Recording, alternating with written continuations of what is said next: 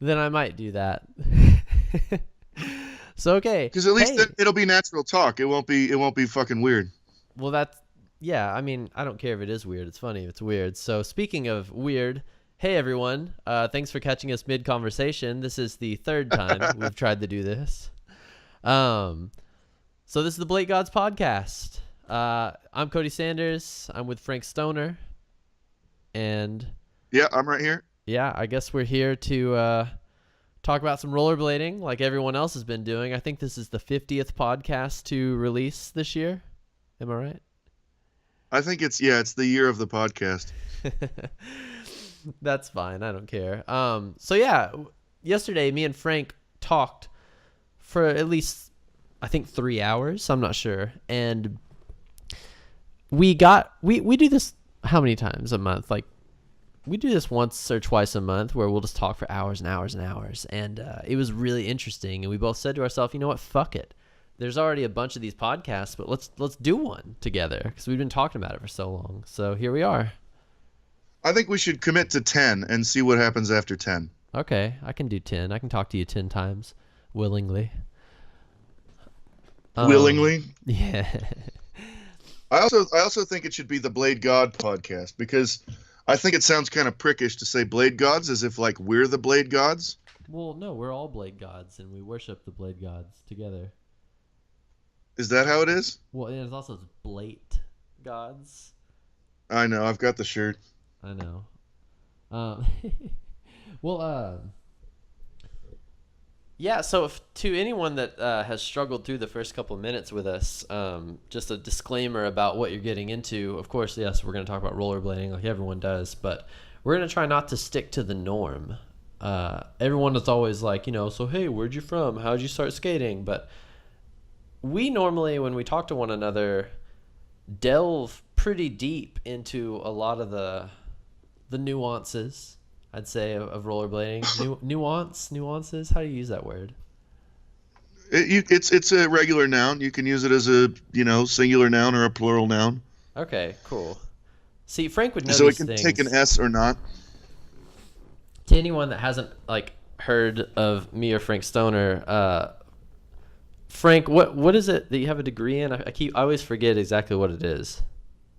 I have a bachelor's degree in rhetoric, and I have a master's degree in rhetoric, and I have another master's degree in cognitive linguistics.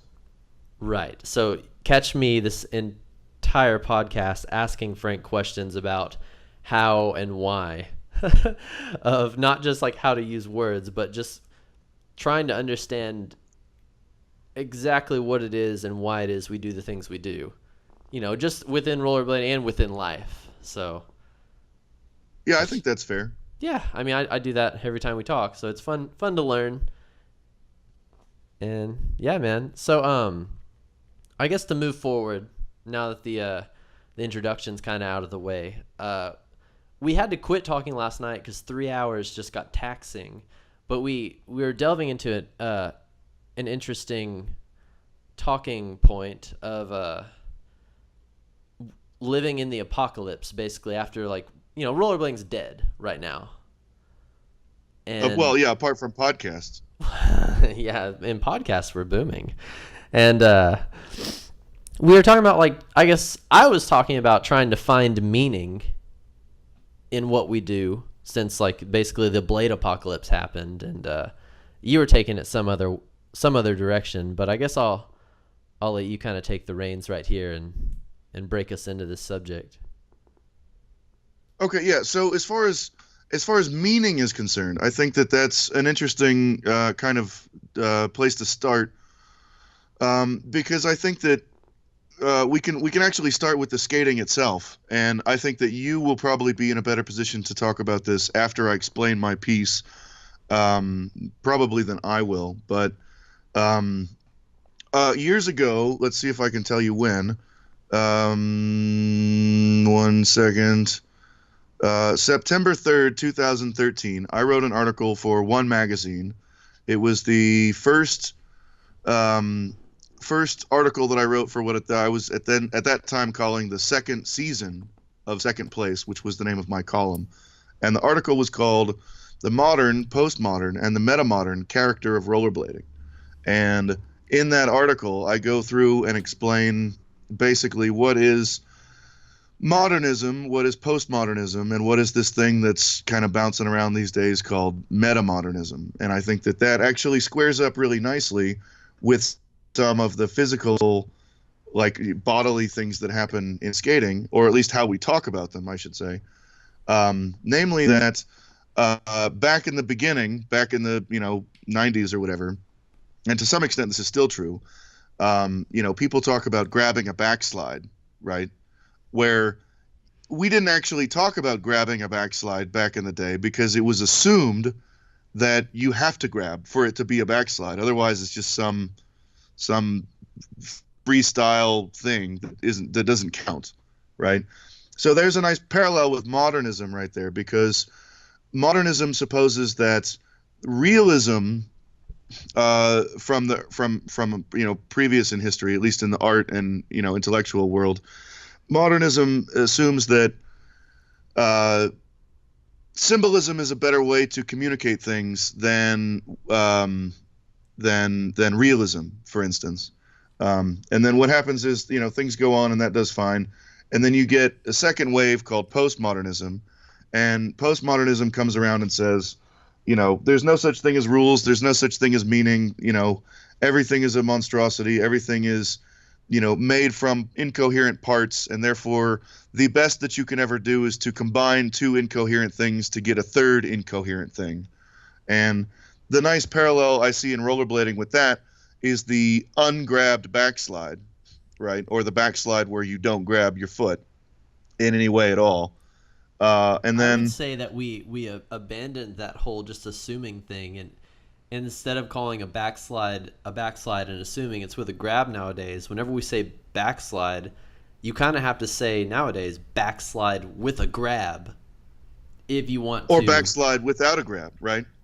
Yeah, I mean, like, it's kind of like it's part of how we talk now. Like, you can't just say, yeah, I backslid it. You have to go, yeah, I backslid it with a grab if you want people to know. You know what I mean? Okay, yeah. So what you're describing is precisely what's called the metamodern. Right. Right. So let me see if I can try to sum this up. Unpack that one.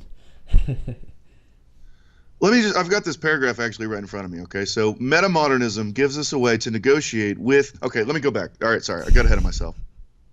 Okay. If you look at the word meta in Greek, which is the Greek root of metamodernism, okay, in Greek the word meta means three things at the same time. Okay, it means with, it means between, and it also means beyond. Okay, so. Yeah, I think Dave Matthews wrote a song about metamodernism. He said something like the space between. I can't remember. I'm kidding. Oh, let's not go down some Dave Matthews rabbit hole. That's the worst. Anyway, so metamodernism gives us a way to negotiate with and between the contradictions of, modernism and postmodernism, and gives us a way to go beyond those two things. And so, what metamodernism is emerging through something that an academic would call atopic metaxis, which is a really fancy way of saying a non-place place between two impossible spaces. Okay. So it sounds like nonsense, right? It sounds like something from, Alice in Wonderland or whatever. But the point is, we've had the deal, in the beginning where it was taken for granted that that it has to be grabbed, but you just call it a backslide. And then we threw that out in the postmodern phase or period and said, now fuck that, a backslide is a non-grabbed thing. And then now in the metamodern world, we're actually having to say whether it's a grabbed or ungrabbed backslide. Does that make sense? Yeah, it does make sense. And description is important, so I'm kind of happy we made it this far in the game. Well, so I think what's important about it is that you're talking about what this really gets down to from a kind of an ontological point of view, which ontology is how we know what we know. Okay. Okay. So when you get into that, you're looking at how how do words co-create reality, right? So if you think about getting married, and at one point in the ceremony you actually say "I do," right? Those words make the marriage live, so to speak. Yeah. It's like hitting the record button on the marriage. I've never even thought about something like that before, like how words like are creating a reality with that example. That's really crazy. So those words are called performativity, which means that by saying the thing, you're making the thing. Okay. So not all language has performativity to it, right? But some language does, and in a lot of important ways, what we call things co-create in our mind what the thing is, right? Because if we're using language to continue talking about things, if I say, Cody, I went skating this weekend and I did a rad, backslide down some rail and it was dope and you should have been there and blah blah blah, right? If I say that to you, I'm everything that I'm saying to you is creating something in your mind. So there's an aspect of performativity that's happening because I'm describing something and using the words themselves, I'm creating the image that's in your head. Right. So the words are actually, in a way, co-creating reality because, your view of what a backslide is determines what you hear as an output. Also, the fact that you said rad changes the way that I'm thinking about it because we were talking about exaggeration last night. We were talking about how everyone exaggerates a little bit at some point or another. And the second you say something like, yeah, I did a rad backslide, that means, like, to me, like, okay, you grabbed your foot before you locked the backslide, you laced the whole fucking obstacle, whatever it was, and you landed on the ground both feet at the same time. Right, but so most of that you're supplying, right? Right, that's what you're talking about. I say rad backslide. Yeah, but so you fill that in. So one of the reasons why postmodernism makes such a fuss about everything is that we recognize that this notion, what used to be called the conduit metaphor, right, where I have an idea and I encode that idea into language and I send that language through a pipe and then you get that language on the other side of the pipe and you unpack it and make meaning from it, right? Right. That's not at all how it works, because if I say rad backslide, you understand that totally differently. Somebody else might have heard rad backslide and saw no grab, doesn't care how sloppy it was, et cetera, et cetera, et cetera, right? Right. So every person who hears a word brings his or her own ideas onto that word. And so what you think of something is probably going to tell us more about you than me, even though I'm the one who did the rad backslide. Yeah. So what you get into is that you start running across these great difficulties in how meaning happens in the world, because all the ideas that made everything seem really simple turn out to be flawed. Because I'm not just packaging an idea, sending it through the internet pipes, and for you to hear it and you to interpret it and for you to get the same thing that I put in. What you take out of the pipe is totally different from what I put into the pipe. Now, it's only at a certain scale that that's true, right? So if we're talking about a rad backslide, you're not going to assume that I, parallel parked my car really well. Yeah. So we know that at least at some scale, we're talking about skating. We're talking about a one-footed grind. We're talking about a one-footed grind that you and I would probably agree on, and that most people would probably agree on. But it's not like there's any kind of actual authority behind this guaranteeing the truth of it. That's true. If they have dyslexia, they could have thought you did a torque. Well, you don't have to have dyslexia to think differently about it. Like, I'm kidding. I wouldn't tell you that I did a rad backslide if my foot were at 90 degrees to the rail. Yeah. Well, that's just you. Most people would say that is legit. Right, but I wouldn't. Right. Right. So if you get a picture in your head of what I did when I did a rad backslide, I'm putting in something that's not coming out the other end of the pipe. which is that my foot was on boot, on frame, and at a 38-degree angle towards the downhill side of the rail. But I put that into my image when I say it was a rad backslide, but you don't get that out of the pipe at the other end. So to anyone that doesn't know, Frank is a bit more old school than maybe some of the other listeners. So he likes that old school groove-esque royale. But I hate to change subject so briefly. I just thought this was an interesting idea, and not a lot of people have thought about this. So I want to propose it to the internet really quick. So Frank and me have talked a lot about the grooves in skates and how our structure like isn't fit for the current like groove system we have in most skates. And a while back we were talking about what was it, like a double groove system on the boot? Does that make sense? Yeah, we could have been. I mean, there's been a lot of conversations, man. Yeah, I know. I took the to anyone that's familiar with it, the M12 groove, or Valo V13, rest in peace. I took that groove. You know how it's set back a bit further on the boot. Oh, yeah, I remember this. You made a picture of this. Yeah, I mirrored the groove to where it was in the back just like that, but also in the front in the same area. Because of how we'll do torque soles. If you look at someone's foot doing a torque sole, it's not parallel with the edge. It's either back or forwards, whatever, you know. And I feel like that's something people should have adopted. I feel like that's a really good idea. I think it's the truth be told. I think that whole snafu with what was it, Shima SSM skates, or maybe it was NIM skates. That was the NIM skates. The make your own groove, because they forgot to put a groove in the mold.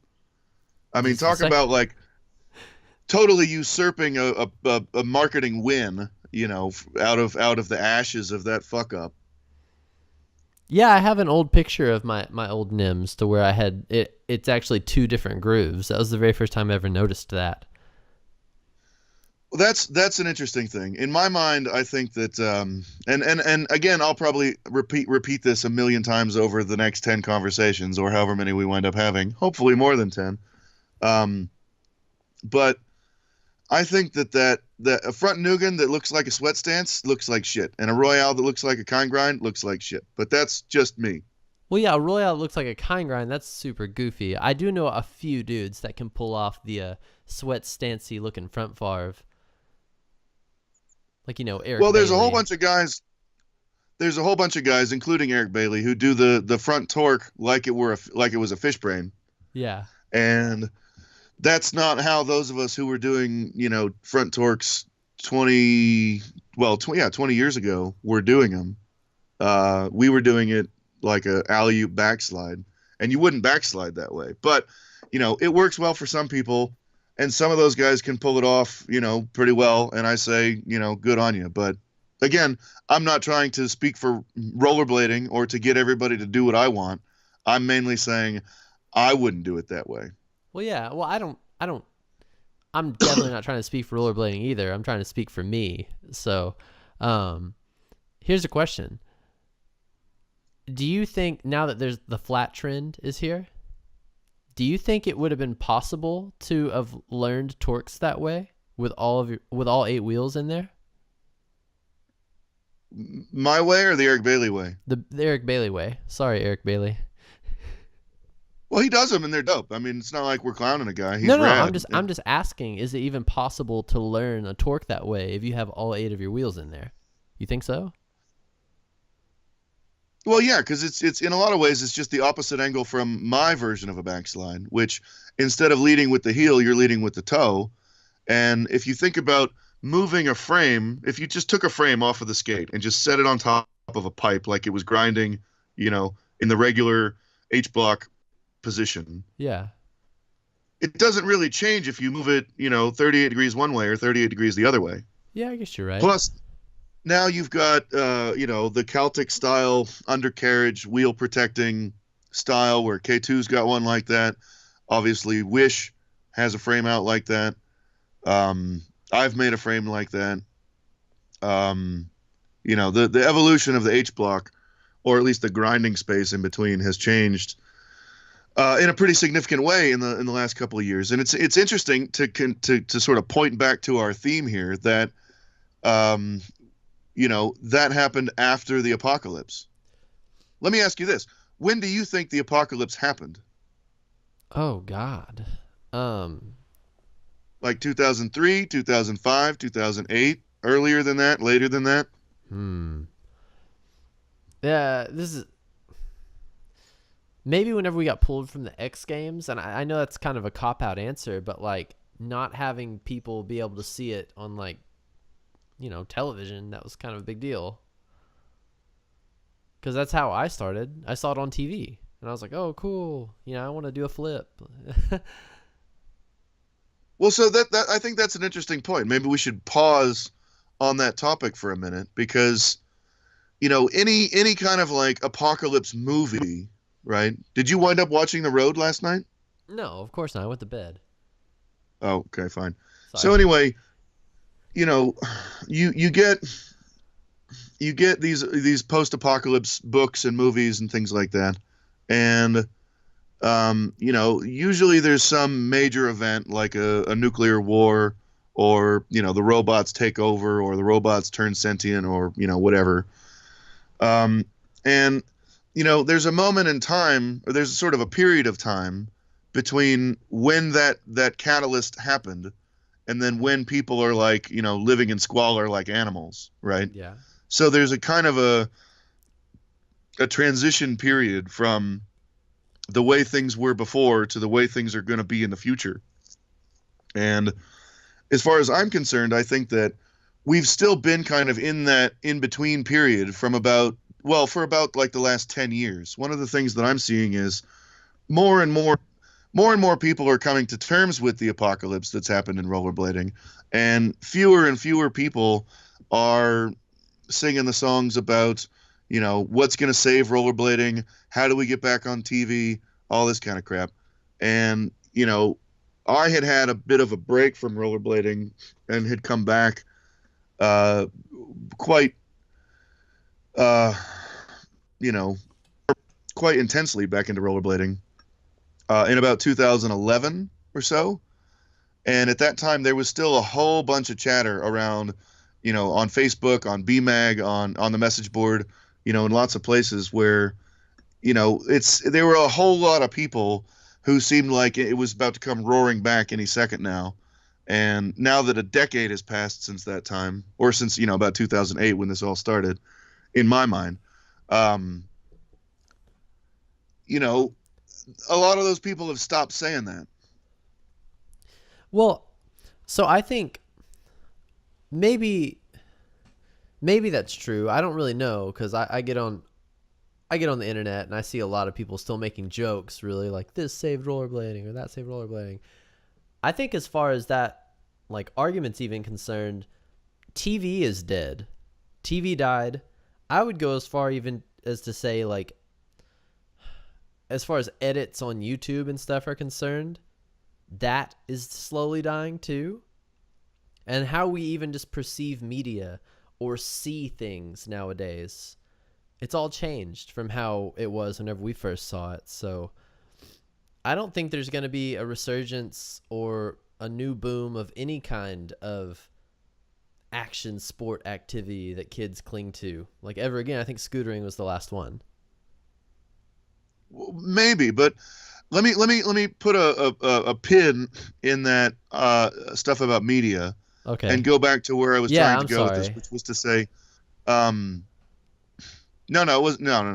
So it's interesting to me that if we can say that the apocalypse has happened, and we're either in the post-apocalypse or we're in that transition period between, the catalyst, death event taking place and the kind of denouement that leads us to settling into the post-apocalypse, right? Right. And it's striking to me that in that time, probably the most important design feature that's come out and come into, everyday use for most rollerbladers is the undercarriage wheel protection for the number 2 and number 3 wheels on a frame. Yeah. That changed so everything. if we're dead, that's okay, that is what it is. But it's interesting to wonder, did we have to be dead to get a better frame? Or is it just a coincidence that we're still sort of struggling and fighting for life, and that, people who are still left to live in the dead world now get a better frame to skate on than anything we had 20 years ago? Maybe. And I think it's because in the past, well, not even in the past, like in the recent past, I feel like companies were just trying to make a buck, Like the thrones didn't change for a long time, and M12s and V13s, like that wasn't anything new. And I feel like people were just trying to make a buck, but as technology advanced and people were able to print their own stuff, or just do their own designs at their house and stuff, as companies died, it kind of gave a rise to the smaller man market. That's why we can see wish frames now. So yeah, I guess you're right, man. It did take rollerblading dying to be able to see these kinds of new mom and pop shop products being made. Well, I want to be careful about that though, because on the one hand, one thing that's going on is that you have all of us who were skating 20 years ago are now in our 30s, and we have professional credentials. We have jobs, we have money, where, Cletus, who does Wish Frames, he made that shit, with his own money, in his own time, designed it, built it, prototyped it, tested it, re-prototyped it, rebuilt it, and then finally got one out that's, sort of production worthy. But, same thing with that Celtic and guy. that's not how things were 20 years ago. Like, somebody with a good idea didn't get heard. And so, Cletus is an engineer, and he's just going to sit there and figure out the best way to engineer a skate, and to look at every detail of what does it need to be shaped like? What does it need to be able to do? How can we make it hold bigger wheels and still be, a reasonable height, And so part of it is that those of us with the good ideas, didn't have the ability to do anything about it when we were 17. Now we're all 37 or whatever. I don't know how old exactly Cletus is, but, he was around in 98, and now here it is 2018, and it's been 20 years. And he didn't actually have the ability to do it when he was 16 or 15 or however old he was in 98. Yeah. At the same time, though, the other side of the argument, on the other hand, I would say, is that there was some really amazing tech, and I've said this a lot, in the 90s when there was a ton of money, stuff that Rollerblade was doing, stuff that Solomon was doing, stuff that K2 was doing, was really, really good tech. A lot of it just didn't have time, because we're really only talking about a couple of years. We're talking about like 97 through about 99 or so, where there was larger companies with deeper pockets able to do stuff. Well, here's a question. Back then, because you were around back then, I was like a child. How many dudes that were 30 plus were actually rollerblading? And rollerblading at a decent level. So so that's an interesting point, and that could be its own rabbit hole, which we could or could not go down. But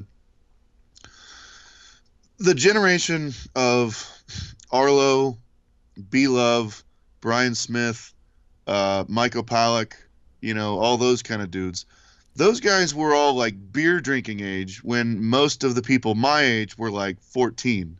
Right.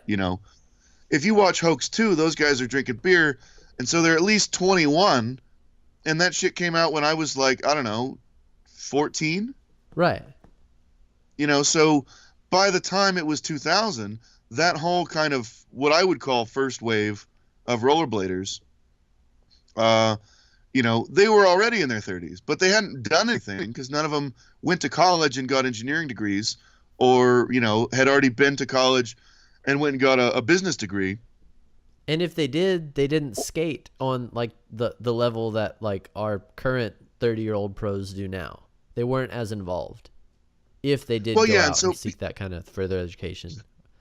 everybody like me had a chip on our shoulder because we're looking out into the world and seeing stuff like, another Arlo Pro Skate for USD when Arlo was pretty much a has-been. Like, Arlo was doing Rocket Fishbrain and Topside Soul and, like, Kind Grind at a time when, people like Rob G were doing Hurricane Front Torque both ways.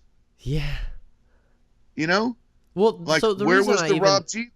The reason I even brought this up skate in '98 was because I feel like we didn't see this kind of tech because people back then with the deep pockets making the sick products didn't actually skate,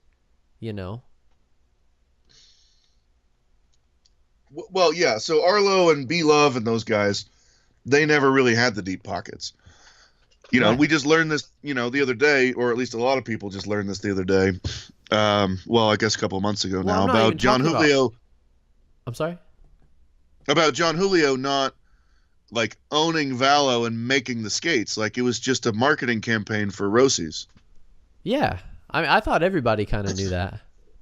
Well, it depends on how much you pay attention. And I think a lot of us who pay a lot of attention take for granted that, no one else actually does. Here's a question.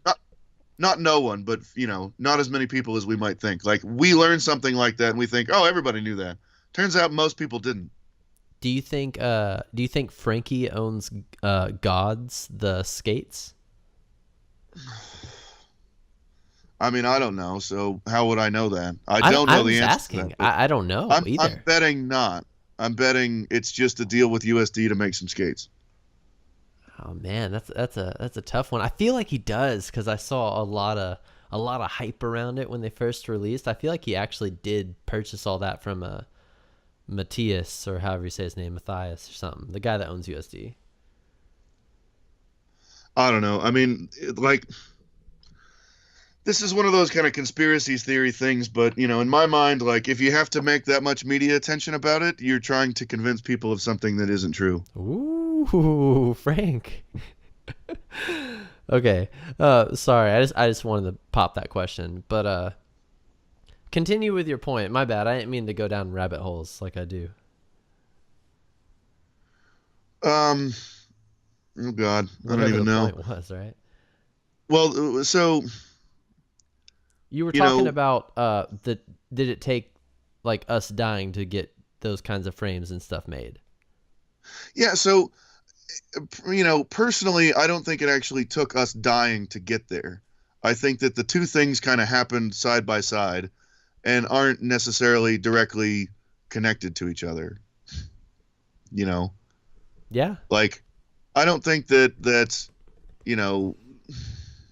I think that Cletus would have probably done this if somebody else hadn't done it. If somebody else had come up with it, he probably would have just bought the thing and been happy with it. But because no one had made the thing that he wanted, he is a man of means who is able to just will something into existence. So I think it's an interesting question, and we could explore it some more. But personally, I don't think that rollerblading had to die as such to get us to this point where, we've got more local direct control of things. We largely don't have any corporate anybody to answer to. There's no longer any kind of central authority like we had when Daily Bread existed. And I don't quite know whether the wish frame would never have happened if rollerblading hadn't been dead. What do you think? Do you think it had to die? I think to see the rise in like all the DIY stuff that's been happening, yeah, I do. And I don't know why we're so different as opposed to every other like action sport. That term is funny. But I noticed that rollerblading, more so than all of its other like sporty counterparts, we're lazy whenever it comes to our own self-creation. And I know, of course, there's always been a few people like off and on, like the dude that did 616. He did a good job of creating stuff early on. Aldo Ego with Night Hardware. There's always exceptions, but we've always kind of been like, okay, yeah, I hope Power Slide makes it. I hope whoever makes it back in the past. And we didn't start really branching out and doing shit ourselves until everyone backed out, until Solomon backed out, until everything died. And, you know, you have Adapt popping up. You have all these other weird random brands popping up, you know, and I can call them weird all day, but I'm happy that they're doing it. I'm happy they're here. So yeah, that shit definitely had to hit the fan for us to, you know, pull up our pants and do it ourselves. So I wanna riff on that, because to me that gets into this weird territory, like the so-called, you know, social contract. Do you remember that term from social studies? No. Okay, so the social contract is basically the idea that you're born into a country and you had no choice in being born. You had no choice in being, you know, in what country you were born into, who your parents were, whether they were wealthy or not, you know, what race or religion they were, how educated they were, how racist they were, you know, any of those kinds of things. And you don't get any choice in that. But you do get a fairly ordered and structured world where, you know, there's decent odds on you're probably not going to get murdered. You're probably going to have a job. You're probably going to grow up to adulthood. You know, none of these things are guarantees, but the idea is that even though this society was perpetrated on you against your will, you still get the benefit of the order of the society by, you know, being organized by laws, not random, you know, warlords or whatever. Now, obviously, this is a way that we think about things here because it's a pretty decent world that we live in, at least compared to a lot of other places where you might just be, you know, killed at random for whatever, you know, shitty reason, or you might be struck by lightning or left by your parents as an infant on a hill or whatever. And so it's a very kind of Western-centric kind of view, but at the same time,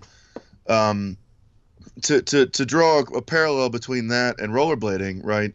When there was Senate, when there was Rollerblade, when there was these bigger companies, you know, we didn't have any control over that, and it's kind of the same sort of social contract thing where we don't really need to do anything. They're exploiting us by charging us, you know, whatever price they want for wheels, whatever price they want for bearings. They're the ones who decide what cool is and what not cool is. And we're largely just flowing in the river of those decisions. And so we're sort of bound to that kind of social contract where, you know, hey, it's tough luck. You don't get to make any decisions, but we can sell you all this crap. You can get whatever grind plates in whatever color, knee pads in whatever color, blue jeans in whatever color, you know, and you know, you don't get to make any choices, but we're doing the best we can to provide you everything that you want to buy, from backpacks that have speakers to, you know, combs that go in your pocket that have a Senate sticker on it, you know, to, you know, shirts for your girlfriend. Like, what they're basically saying is, hey kid, don't worry about it. We got you covered. You know, and what we didn't really realize, and this is the same kind of thing with the social contract, is that we're basically subject to them, and we had no choice in being subject to them. Now, as things started dying, you know, we started realizing, oh wait, this is all just a sham. You know, these are just regular guys, and they don't have any better ability to do this than I do. So what the hell? You know, I'll do it. I'll make a frame company. I'll make a sweatshirt company. I'll make a skate company. You know, if you're Peter from Adapt, or if you're Kevin Little and you're going to make wheels, yeah, you know, doesn't, like, people are saying, well, if it's gone, then there's no longer a social contract. You know, you don't get to exploit me any longer, but now it's up to me. If I want something, I have to make it. You know, I'm sorry to take this point and mold it a bit, but since you were just talking about people making wheel companies and stuff, and we were clowning ourselves for being the 50th podcast of 2018, but remember, you know, 2014 when there was about, honestly, 30 or 40 wheel companies for real? I had this. Oh, is that true? Had this idea the other day. I wonder if the flat trend happened because like unconsciously, all rollerbladers were like, man, you know, we need to support the industry. Maybe we should all skate flat at the same time, because everyone started doing it around that time period, all around the same time. And I wonder if we're just all unconsciously trying to save our industry by, you know, switching to flat to support all these extra wheel companies. I think that that's an ambitious and generous thought. I don't think it's true though. I made this joke the other day about evolution. I think I might have told it to you, but I'm going to repeat it just because we're live on Bl8 Gods Podcast. I was talking about how much of a dumbass I am whenever I get wasted, and how I think that we evolved over the years to not remember what it is that we've done while we were drunk. Because if we could clearly remember everything that we did while we were drunk, we'd commit suicide. We'd all commit suicide. I mean, I would.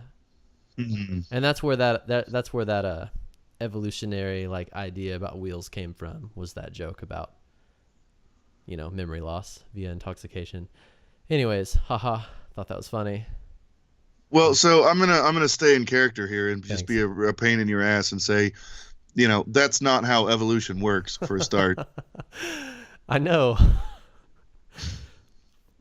But, you know. But yeah, so I think that that's one of those things. Okay, so this is something that's I think of great value here. I would like to encourage you to continue to have those kinds of thoughts, and for me to, you know, shoot them down as a regular kind of corner on the podcast. I mean, I'm not saying that like I studied evolution. I'm saying that like, you know, it's a joke. No, I get it.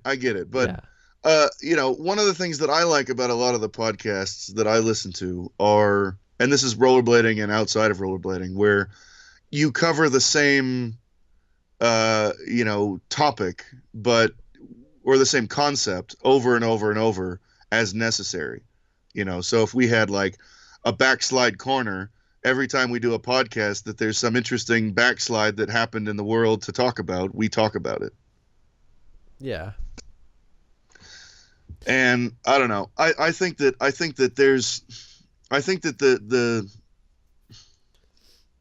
well, to speak directly to evolution, right? The idea is you just try as many things as you possibly can, and the ones that are good will survive, and the ones that are not good will, you know, be cast aside. So I encourage you to have as many drunken breakthroughs and bring them to me as you can. Absolutely. Well, I've got several, but I'll save them. I do. I do have a question, since we were talking about postmodernism, metamodernism, and things. How you were talking about how the way we describe things changed, and this is an argument we've had in the past, but it's a bit different now, that since we're talking about, like, you know, modernism and things. You know how I say you didn't really do a dark side if you roll drifted into it? Okay, I didn't know that, but yeah, I understand. Yeah, I talked about doing that dissection video. I didn't ever do it because I didn't want to hurt anyone's feelings, but I'll talk about it. To anyone that's never heard this argument from me, this is it. To do a dark side, and let's just say dark side top acid, like alleyoop top acid, you know, where you jump on over to the other side and you kind of have to land top side on the opposite side of the ledge. That's a dark side alleyoop top acid. If you've seen people roll into them to where they'll kind of land mid ledge, their foot will slowly go towards the edge, and they'll eventually be top side at some point. You know, I think it's especially true on coping, right, where there's like a flat wooden platform. Oh, and yeah. then there's an actual or like coping. a box or something. Just, Yeah. So what constitutes a dark side is the fact that it's top side. It's not dark side if it's not top side. And if I was to do just a regular top side, if I rolled at all everyone around me would be like, doesn't count. Oh, you rolled, you know? And that's how I feel about the dark side version of this as well. And since we're talking about how it is we describe things nowadays, or we were at the beginning of the podcast at least, I feel like that should have a different name when you roll into it. Like we should call it drift to dark side, whatever, or rolly drift to dark side. And that might ruffle some feathers, but I mean, honestly, like that like it's a totally different trick if somebody like jumps all the way over and locks down like perfectly into it versus the roll. What do you think? Is that wrong? Am I wrong? Well, okay, so what you've got is an impulse to make things standard and make things, coherent. Descriptive. Right? Well, I mean, we know that the description is already fraught, right? Because if I say I did a rad backslide, I'm already putting something into the pipe that you're not taking out of the pipe. The meaning tube, so to speak.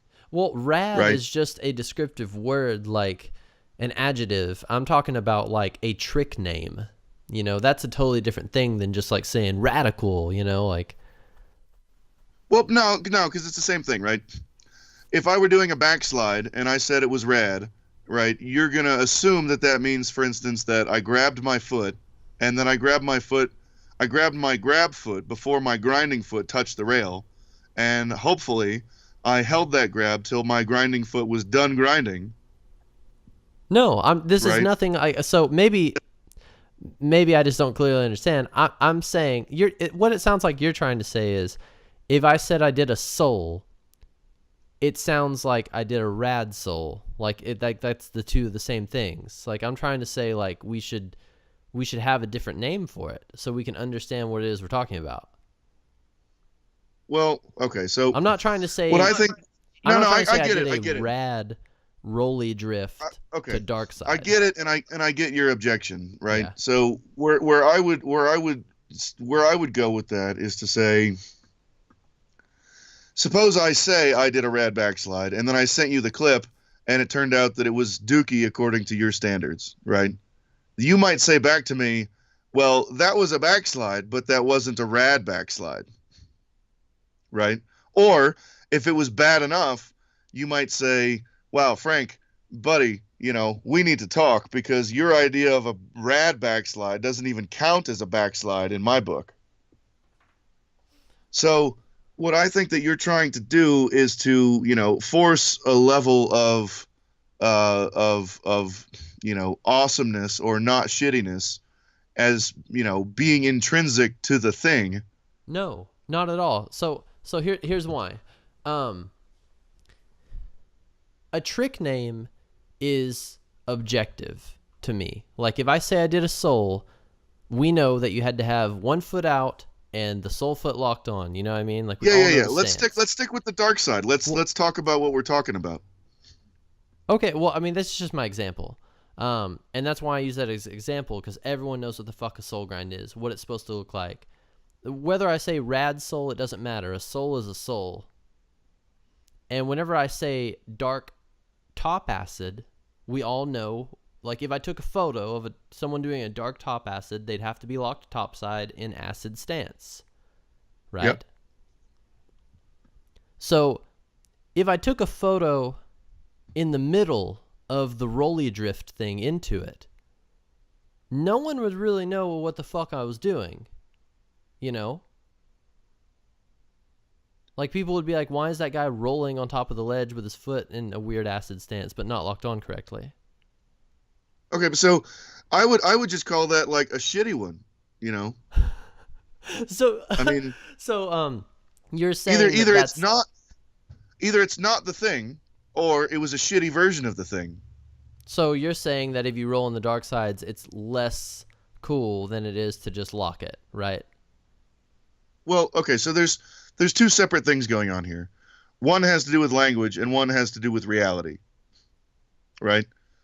Like if that trick had a different name, it would still be, roly-poly on the way to being what it's supposed to be. And that's the reality of it. But even as you say that, like I hear your bias in it. Okay, well tell me about that. Well, you're saying like even if the trick was going towards what it was quote unquote supposed to be, which is dark topside, acid. And then you say things like roly poly, like it's goofy. And Well, I okay, feel so like there needs to be a difference between roly, drifty dark top acid to just regular old, good old fashioned land right the fuck on it dark top acid, okay, so I wrote about this in the most recent BMAG article that was released. I wrote it in like January, and there was a bunch of problems with it, and it took forever, and it came out pretty much unceremoniously, and I doubt anybody read it. But it's called Rollerblading as Sandbox. Okay, and what I concluded in that article is that let me back up. Are you familiar with the term sandboxing? No. Okay, so like, did you ever play Mario 64 Yes. on Nintendo 64? Uh-huh. Okay, so the very first level is called the Bob-omb Battlefield. It's the first place in the castle that you can go in and do a level, right? And you Okay. get there, and none of the monsters are particularly menacing. None of the challenges are particularly difficult. What they're trying to do is to teach you the rules of how Mario works in this new 3D environment, Okay. right? Like you can jump, you can wall ride, you can teleport, you can, run around in a circle. You can do lots of different stuff. You can collect coins. You jump on top of enemies to kill them. You get a coin if you do. Blah blah blah. Right? It's like a play area. It's not actually challenging. Its goal is just to teach you what are the rules of the game. Right? Okay. All right. So,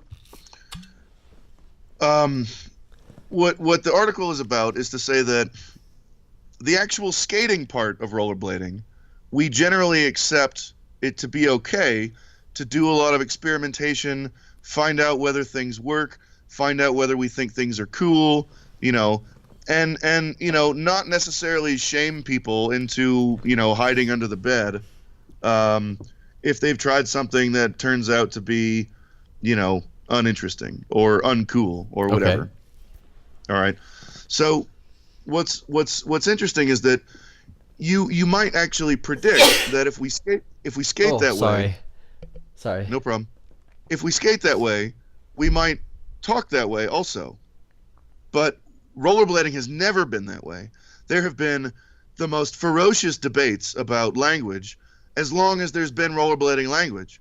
I mean, back in my day, it was this violent fighting all the time about topside versus far side, and then in your generation, you lived through the alleyoop unity versus savanna whole argument. Don't and even bring we this have up. Don't bring this we up. have a pretty consistent history of fighting almost to the death about the language, even though we don't really fight that way about the tricks. Yeah.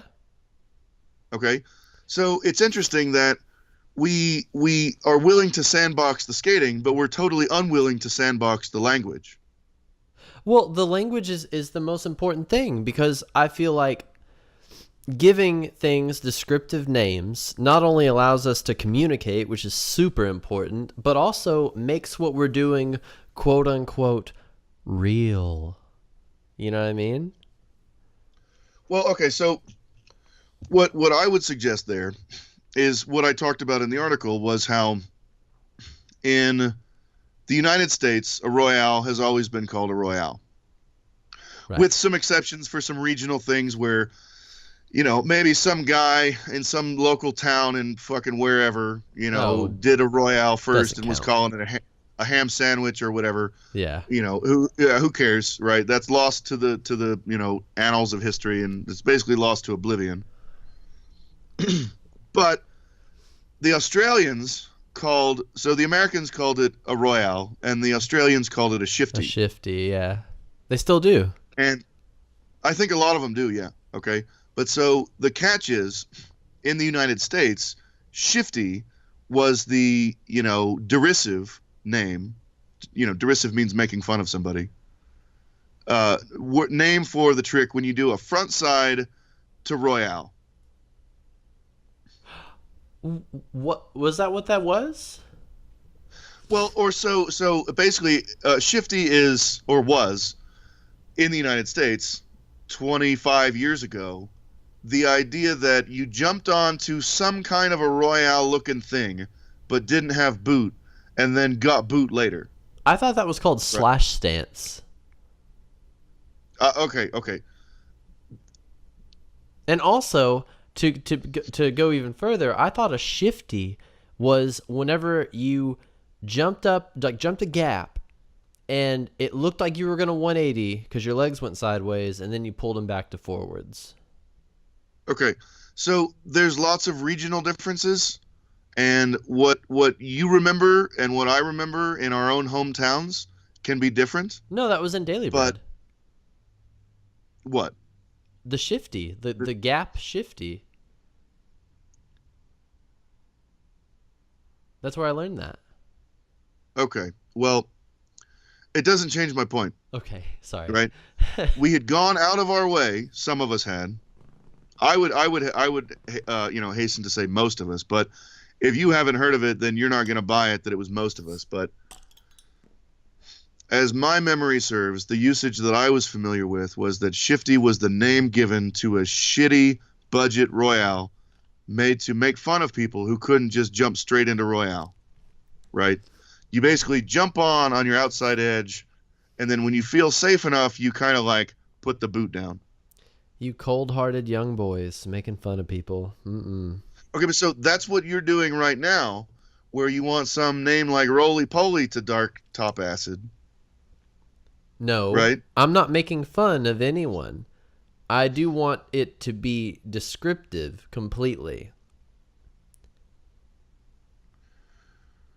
Okay, well, so in my mind, what you're saying is, if you did the dark side alleyoop top acid or whatever it was that you described it They're as, different, right? I'm saying that the two things are completely different,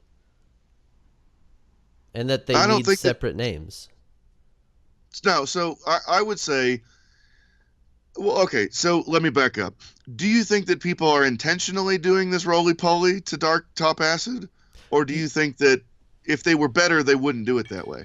So the only reason I bring this up is because I couldn't dark side at all until not too long ago. I learned it, and I was so happy. But I learned it by rolling into it, like just full on, like not even trying to look topside, just bullshitting the roll. And then eventually I learned jumping into it, which is way fucking scarier, way harder, and you have to be way more accurate. And that's whenever I was like, damn, this is completely different. This is a completely different trick, you know? And that's why I want to even talk about this is because, like, just how, like, if we had a ledge and you did a frontside royale to set slide on top of the ledge to back royale the other side of the fucking ledge, I feel like there needs to be a name. Like, that's 3 separate names for this, the royale series. Why not for the dark side series? Why couldn't we call it like top acid cess to dark top acid or whatever? Okay, you should read this article that I wrote because it covers this. Okay. Names for whole sequences never survive. That's something that we can see in the evolution of the names over time as more and more generations have come and gone from rollerblading, that names of sequences, right, never hold up. This is one of the reasons why the original usage of savanna went away, because rollerblading has rejected naming a sequence. Right. Let me give you an example. This is the example from the article that I wrote. Okay. About, let's say, maybe 3 or 4 years ago, I heard the term dagger for the first time. Yeah. Are you familiar with the term dagger? Yeah, fakie to the scary way into sweat stance. Yeah, like outspin to sweat stance from fakie. Right, like a fakie 270 frontside farv, but a sweat stance instead of a farv. Yeah, okay. So calling it the scary way may make sense to some people who are listening to this. I would call it outspin, but that's a whole separate thing. Yeah. Well, at some point we'll have the in-spin, outspin conversation Oh, because that's just inevitable. Anyway, okay, dagger stands for fakie approach, outspin 270 to sweat stance. So it's naming an orientation, a spin, and a grind. That's exactly the same as the old usage of savanna, which was a forward approach, an alleyoop 270, and basically an alleyoop backside unity, or a backwards grinding backside unity. well, we Right? rejected the old Savannah. Do you think we'll reject Dagger? Yes, and it already has, because not 2 months ago, I was standing at the skate park and just overheard somebody else, another rollerblader who was standing there, and two guys are standing there and they're talking about, what tricks are you about trying to do, or what are you working on, or I was over there, what are you doing over here, kind of a thing, and just dudes talking, Uh-huh. not massively different from right now, you and me. Yeah. Anyway, the guy says, "I'm gonna try to do dagger topsoul on that bank to that quarter pipe." That doesn't make any sense to me. No, it does because it's a fakie outspin to topsoul. Oh, he's missing the point. No, he's not, because he's in keeping with the whole of the rest of rollerblading, which is that our language will not abide naming a sequence a single name. Well, then by saying that, you agree with me that the sequence of jump on the ledge to do a weird rolly half-ass cess grind to dark side is a sequence, and it won't survive being called one name. Okay, the difference is all the things in a dagger sweaty or a dagger, right? If dagger means sweaty, don't are intentional. Okay. And so if what you're describing, this roly-poly business to dark side, alley top acid, or whatever it is, okay, if people are doing it on purpose, then yes, I totally agree. You're not going to name a sequence and have it last longer than a year or two before somebody takes the parts and makes it mean something else. That's Right. how it always goes. Okay.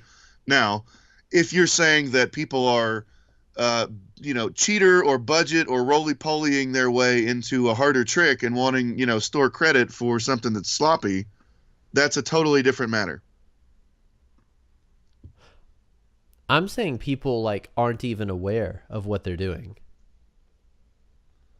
Oh, I don't know. I think people are probably aware.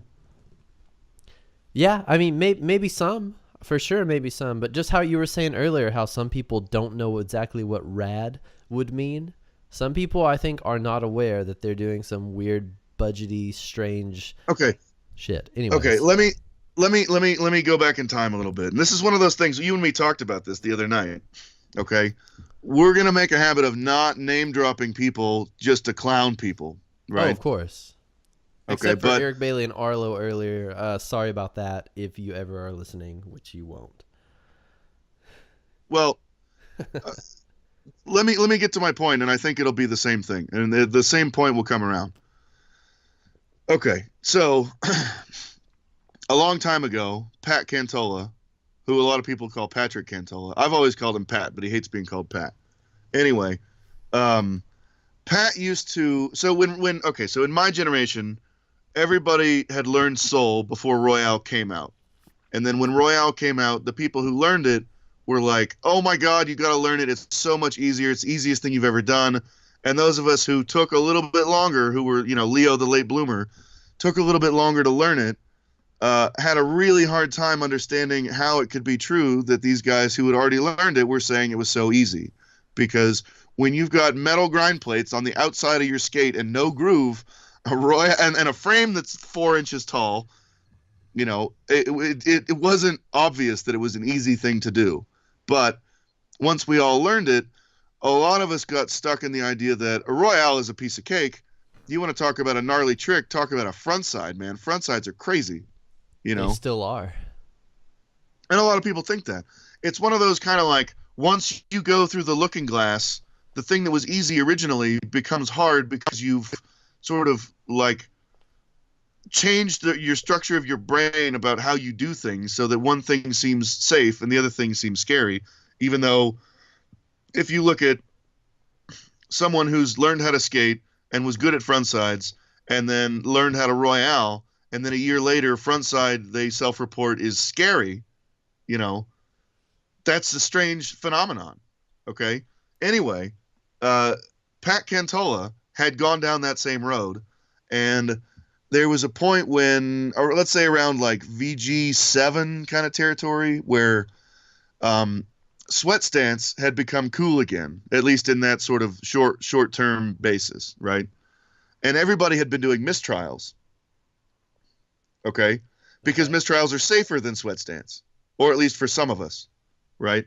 So what Pat would do, and this is brilliant, he would skate really, really fast up to a rail, and he would jump on basically in a top mistrial position, but basically let that back foot just catch and sort of like click into sweat stance as like a cheater way to jump on with the mental scheme that he had, which was, you know, mistrial means safety and sweat stance means death, right?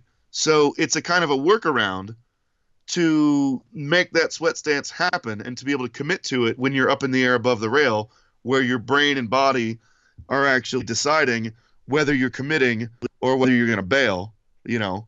Yeah. And Pat was definitely aware that he was doing it, because I'd actually asked him, like, dude, sweat stance is terrifying. How can you go that fast and commit to it? And he's like, well, I cheat, you know? I fucking do this mistrial for like half an instant, where if you're not looking really closely, and a lot of the time this was happening in sessions where we weren't even filming, you know, because we didn't always film back then. And it was like a perfect cheater way. And Pat was totally aware that this was happening, and an onlooker may not be aware at all. And so I would say people who are using this roly-poly technique to get into a dark side top acid are very probably aware that they're doing it. And all like in my mind, all you're doing is calling people out for doing it a shitty, budgy, you know, cheater way. Well, you're way too brash with me about what it is I'm trying to do. I'm definitely not calling people out. Just trying to, you know, deeply understand the whys and hows, you know. Well, that's good to point to the thesis here, but I would say the same thing, and I could use, you know, softer language to say that you're making an observation about this aspect of, you know, the angle of the foot, you know, and make it sound like, you know, it's just an observation. You know, Cody's not out here internet fucking trolling again like you were 10 years ago.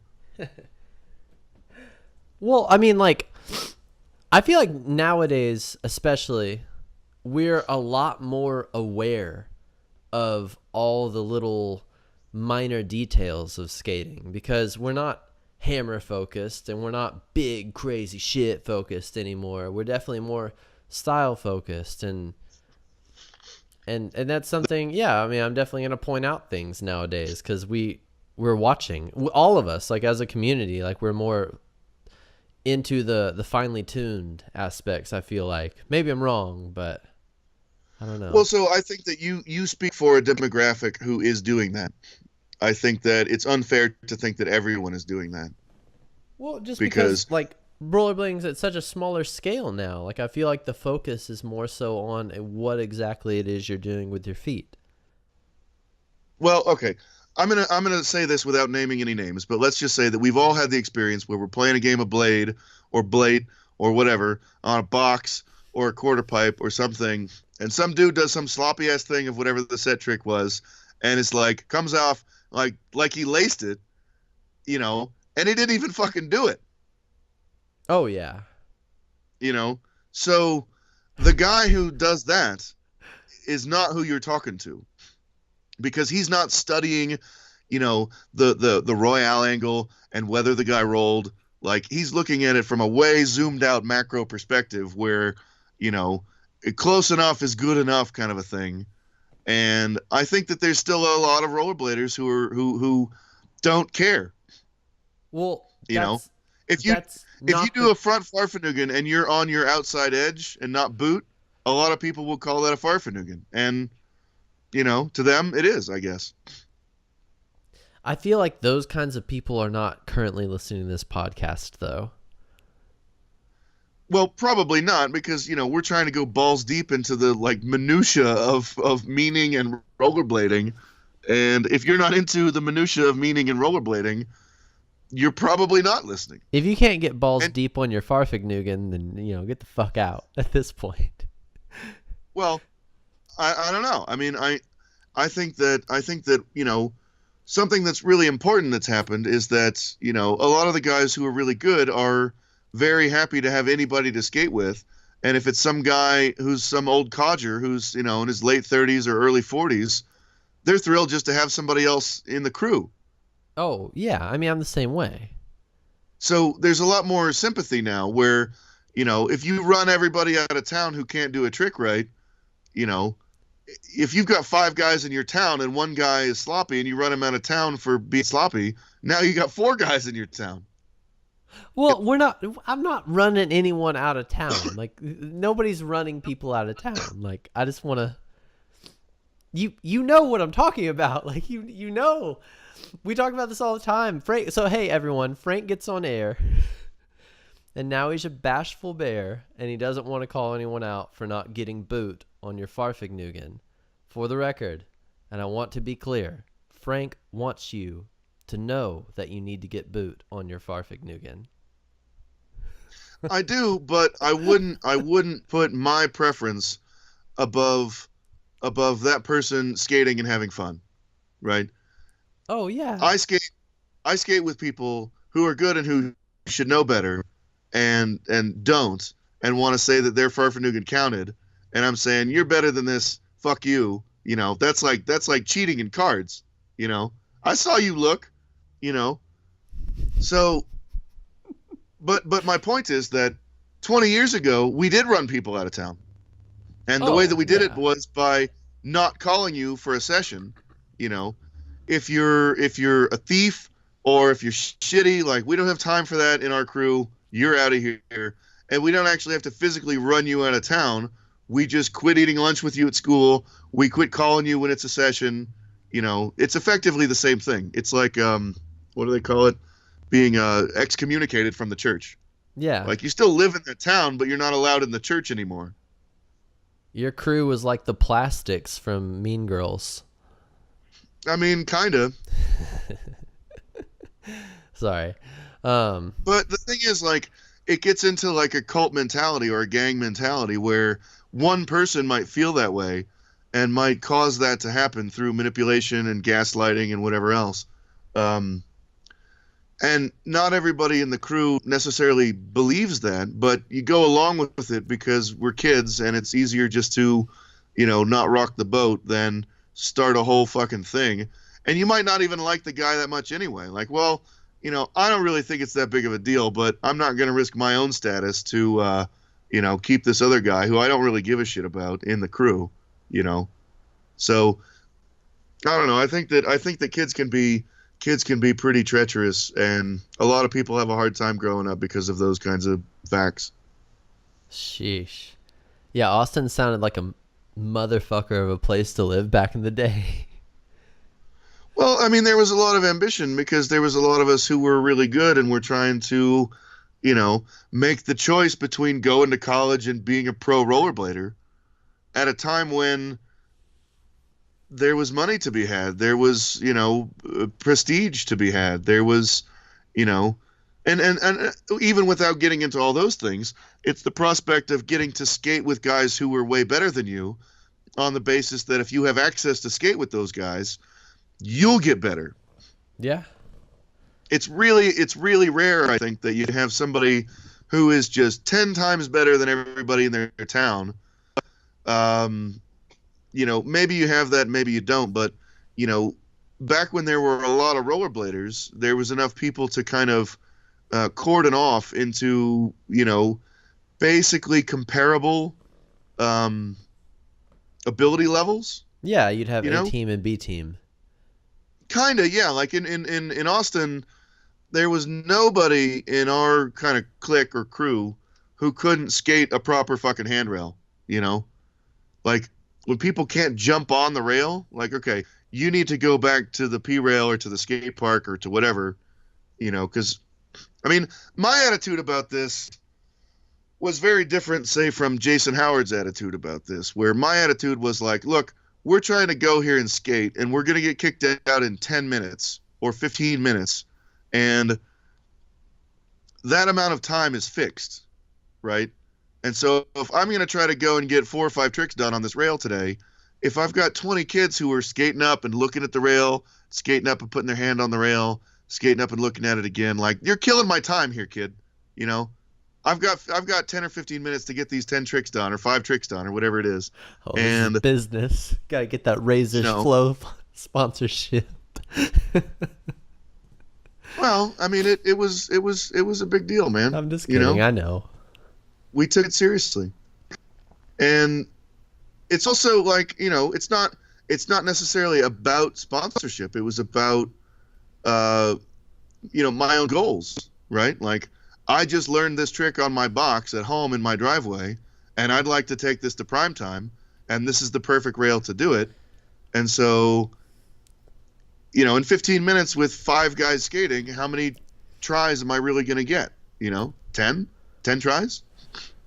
To tie this back into things, by the way, before we get too lost, so back in the day, like, yeah, maybe it wasn't all about sponsorship. Whenever I very first started, I was like, fuck yeah, I want to get sponsored and I want to do all this stuff. Nowadays, since sponsorships are almost meaningless and pro has less meaning than it ever has, it's been really interesting watching people clamor for like new reasons to progress and do things, tying it back into the apocalypse, you know what I mean? Well, okay, yeah. So let me finish my thought, and then I think I can maybe tie it in. Okay. I didn't know you weren't done. Well, so compare my attitude, which is I've got 10 minutes. That means that I've maybe got 10 actual tries, and it may take me 1 try, and that would be awesome. It may take me all 10 tries. It may take me more than 10 tries, and I'm going to get kicked out, and it's not going to have happened today, right? Yeah. Compare that to Jason Howard, who really liked a crowd, right? And he's going to skate better if there's 10 people watching. Yeah. So it's a totally different attitude where I'm saying I don't want all these kids who can't skate the rail out here because they're just taking up space and wasting time. And it's the opposite for somebody like Jason, who says, man, if there's 100 people watching, I'm going to do it first try. That's so true. I'd rather have the 100 people there because I'm going to commit and, I'm going to make sure it gets done. And it's only going to take me 1 or 2 tries because he's one of these people who kind of like feeds off the energy of a crowd. You didn't feel that way? I didn't feel that way at all. I took it like it's by the numbers kind of thing where, it's going to take me 5 or 10 tries to get this. I want to do everything I can to make sure I've got all 5 or 10 tries that it's going to take to get this done. Yeah. Having nothing to do with whether anybody's there. I mean, I used to go and skate by myself and skate rails that, were pretty big, and I'd be the only one there. That's so crazy to think about. It just doesn't make any difference if there's any people there. I mean, I don't want 100 people there because to me that's 100 people who might be in the way. Whereas Jason sees it as that's 100 people to see me fucking rinse this, switch true porn down this thing. I skated a big rail early on, like whenever I was like 15, because I thought that's what the good kids did, Yeah. And I got fucking worked real quick and never did that shit alone ever again. How big of a rail was it? No, it was like a 14 stair. I mean, it wasn't big, but it was big to me, 15-year-old me who sucked ass, Was it steep? No, not at all. It was that blue rail in Tyler with the grass. Blue rail? Yeah, the really mellow one that everyone has skated in Tyler at this point. Was it always black? Okay. So would you say? That's interesting. They painted it black, so some of the newer clips you've seen are black. Okay, so it's like is it the one with the dick at the top and the bottom that's like not normal? No, there's no dick. It's a perfect... Right, but it's got like a welded P on the end of it? No. It's just a perfect, really mellow, grass on both sides, stair rail. It's just awesome. I think I know the rail that you're talking about, but I can't guarantee that. It's Is there clips like Mason and Andrew and everybody skating it? Yeah. And you're saying it's about 14 stairs? Yeah, Mason in his ground control edit did 450 front farv on it. Is it got a fence at the top? Yeah. Okay. Yeah, I know the rail. Okay. Yeah, that one. It used to be blue? You know, I know it's chill and it's mellow, but, you know, my balls don't care about it being chill and mellow if they touch the fucking rail. So, yeah. that's where that is. But I don't know. I perform better, like, if I had to pick 10 tries alone or one try with 15 people watching, I'd do it first try with 15 people there. Yeah. Well, I think that, you know, I won't say that you're a perfect extrovert and that I'm a perfect introvert, but I think that there's something that speaks to that where if our sample size is you, me, and Jason, and I would describe the two of you as being much more extroverted than me, then it would follow, given our minuscule sample size, that extroverted people thrive off of that energy and introverted people might not. That's true. And I knew that before I even said that out loud, but, you know. Well, right, yeah. But so as far as tying this into the Bl8 apocalypse, you know, one of the consequences is that people like you or people like Jason who could do it first try if there were 15 people watching, well, there's nobody watching anymore. Oh. Do you know what I'm saying? Like, maybe if you're in a park, if you're in like a city park and you're skating some perfect rail and there's like a bunch of people standing around, that might be enough to do it for you. If it were me, I would probably wait till there was nobody in the park and go at 6 a.m. on a Sunday and try to get it done. But I was definitely kind of fishing for a way to tie into the apocalypse to that conversation. So if that belly flopped, then so be it. No, you're fine. No worries. What I was saying though was this earlier, and you know, I touched on y'all talking about getting sponsored and doing stuff, and you know, you had videos, you had audience and things like that. It's been interesting watching everyone change the past few years, especially because of age, and everyone is around kind of a similar age, and watching everyone acclimate to different life circumstances and find new ways to accept our, you know, our current state, I guess, you know, of where we're at. Yeah. It's been weird, and I feel like rollerblading's better for it now. I kind of go back and forth on that. I know that publicly I've come out a lot and said I think it's better, so on and so forth. I believe that it's true, but, you know, and I don't really care much about the arguments about, you know, so-and-so needs to be making more money and so-and-so shouldn't have to, you know, have a part-time job and stuff like that. Oh, I'm like, that's well, stupid. I don't really care about that. Yeah, I don't really care about that either, because it's just... What's up?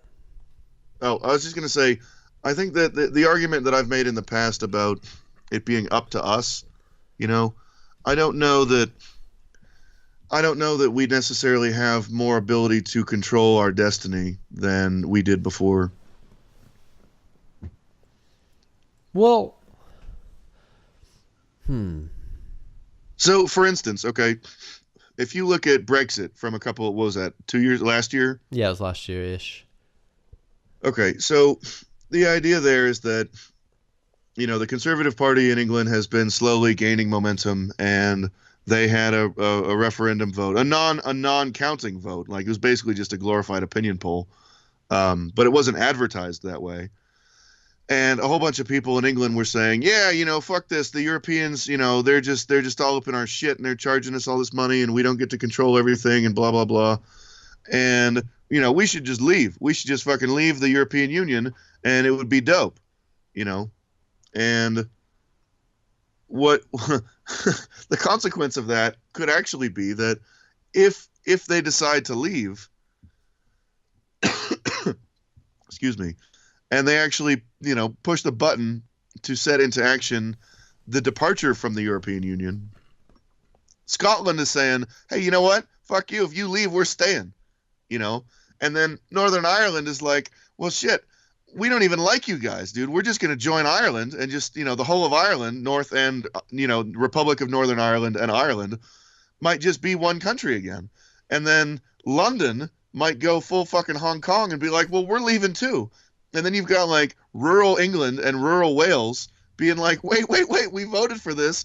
And we had no idea that the consequence was going to be that everybody was going to leave. So, the United Kingdom might break up over the departure from from Europe.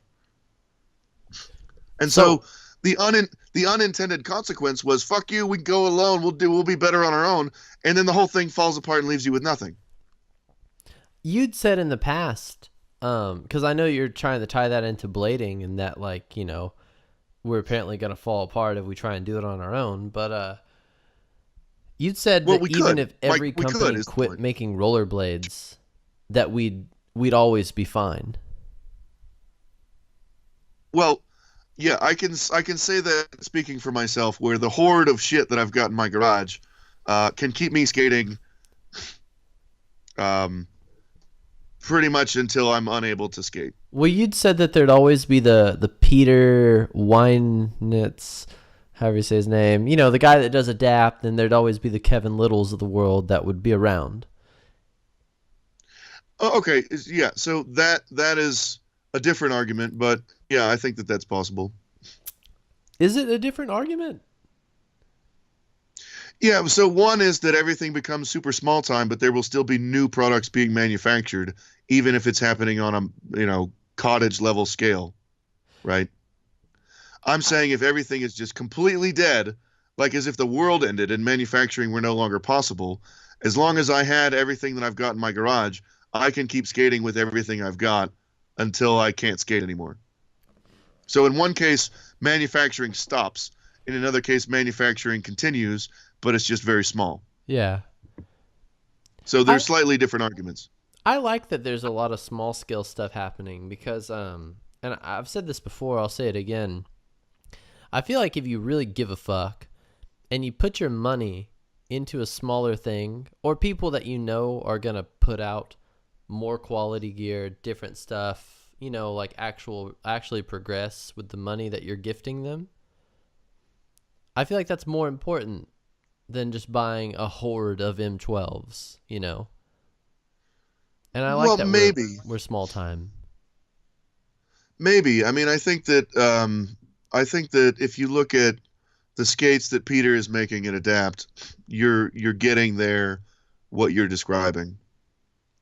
But if you're talking about somebody and all that stuff they're doing is really cool. We're talking about a guy hand stitching your skates, where you're way better off with a guy handcrafting out of leather than, some factory in Shenzhen cranking out your shit like by the million.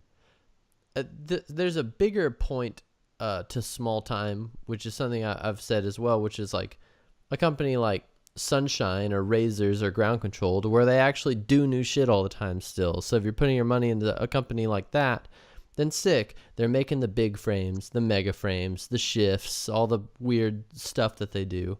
You see a benefit of supporting something like that. And I like supporting more. I don't want to say Razors is a small company, but compared to Rollerblade, yeah, they kind of are a small company, Yeah, I mean, that's kind of true and kind of not, because, it's like, okay, imagine airports. I've been talking about airports lately. Imagine if the scale is, scale 1 is like barely what you would call an airport, which has an FAA license to be an airport. Yeah. And let's say it's a shed in Alaska next to a lake where you can land a pontoon boat or pontoon plane. Right? Where the control tower is like, Bill on a walkie-talkie. Right? Mm-hmm. And then the second level is like a proper airport, but like a small regional airport, like you might have in Tyler, Texas, or Fort Collins, Colorado, or, some suburb like Stapleton here in Denver, or some small like Georgetown in Texas. I'm naming a bunch of Texas and Colorado places, but Well, that's where you're from. like Flint, Michigan compared to like Detroit, Michigan. Okay. Towns Yeah. with 200,000 people or so. Mm-hmm. So compare the kind of airport that you have like that, where there's an actual runway, there's an actual terminal, there's an actual control tower, but you may have like, I don't know, 10 flights a day, Yeah. and then compare that to like a giant airport like Atlanta or LaGuardia or Charles de Gaulle in France, in Paris, or Barajas in Madrid, or like when you Yeah. go to the Austin airport, it's totally different than the Dallas airport. Right. Okay. So to compare, adapt to razors to rollerblade, right? There's a huge distance between the scale of all three companies. Yeah, that's 1, 2, and 3 for sure. Yeah, where Peter is like, the guy in Alaska with a shed next to the lake, No and offense. you can make. Well, I mean, we're talking about, how many does he make of those a year? 20, 30 pairs, 100 Hey, pairs? Alaska's a beautiful place, Well, this is what I'm saying, right? Like, okay, well, it might be nice with all that airport security that you've got in Atlanta, but boy, Bill can really, make a good glass of whiskey. Yeah. And so, it's kind of, it's not really apples to apples what you're comparing, because it's the same industry, but I don't know that rollerblade and razors and adapt are even really going for the same customers. Yeah. You're probably, I don't know. I mean, they all make big wheel skates and they all make little wheel skates. I think that they're going but for the full, spectrum of rollerbladers. I don't know that that's true. I mean, rollerblade. I mean, the stunt skates. One thing that I'll say is that Rollerblade is probably the only company who's had an aggressive or stunt model this whole fucking time, and that's probably due almost entirely to people like Tom Heiser, who by force of will gets that line continued. Where he may be going. Think Razors has had one since 1989. I mean, is that what they say? I mean, I know that that's since 1989 is the thing, and I remember way back there being aggressive skates, but maybe I'm wrong. I don't know. You're the OG. I mean, I would argue that any skate made in 1989. I mean, aggressive skating hadn't even happened yet. So how could it prefigure aggressive skating? Damn, that logic. You're super right. Like I they don't were making know. rollerblades. Who made the first aggressive skate? Rollerblade? Yeah, this Tarmac CE. What year? 94, 95. Okay, so you're right. Of course they've had aggressive skates the whole fucking time because they made aggressive skates. Well, I mean, I think, not to just be an ass about it. Like, if we had skates and guys were, men and women were skating half pipes on those skates, then fuck it, why not? Go ahead and say so. Very inclusionary, men and women. I heard you backtrack. Well, I don't want to be an ass, and I need to look after how I talk better. What's up, Bladies? Mm-hmm. Okay, I'm sorry. I'm done. The 5% of you who are willing to stick it out with us? Yeah, appreciate it. Yeah, I guess you're right. That, kudos to Rollerblade for doing that. I mean, admittedly, there was really nothing special about a lot of the skates that they put out. But, in the 90s and late 90s and early 2000s, they tried a lot of neat stuff. I mean, the Paw and the Suede and the Swindler, and then all the different versions of the Dirk. Don't play like the Swindler was neat stuff. The Swindler was the worst possible aggressive skate. It had a flat sole. It had a grind plate. It had rockerable wheels. It was cheap. It was what, $150 or something? Yeah, sounds cheap. It's not nothing, man. It's not nothing. Rockerable wheels. I'm really happy that came back, and you especially. Well, in my world they haven't, but I've been rockered the whole time. Regardless for those of whether of you the that frame don't lets me know, do it or not. if Rollerblade has been aggressive the whole time, then Frank Stoner has rockered the whole time he's been rollerblading. He's never had 4 wheels on the ground. I mean, 8 wheels. He's always had 4, and they're in the fucking middle. It's absurd. There was 2 pairs of oxygens that I had in 96 and the first part of 97. Went through 2 pairs of oxygens where I skated anti-rocker. What do you think about, or have you heard of quote-unquote magic rocker? Oh, good God. What's that? I said that too when I heard the name. Sorry, Ricardo Lino. Ricardo Lino, I think, coined that phrase. And it's, we've talked about it in the past. It's whenever you have, it's a flat setup, but the middle wheels have the flat profile and the outer wheels have that rounded profile. Oh, I don't know. So well, one guy calls magic, another guy's going to call the kiss of death. Yeah, word. I think that's a cooler name. The kiss of death? Death rocker.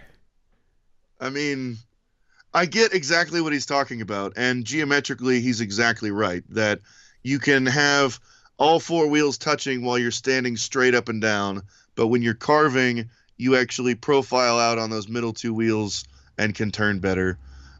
I've tried stuff like that and have had very limited success. And so if other people are able to have success with that, I say fantastic. Yeah. Yeah. I myself will remain I will remain a skeptic, even though I think that Ricardo is fantastic.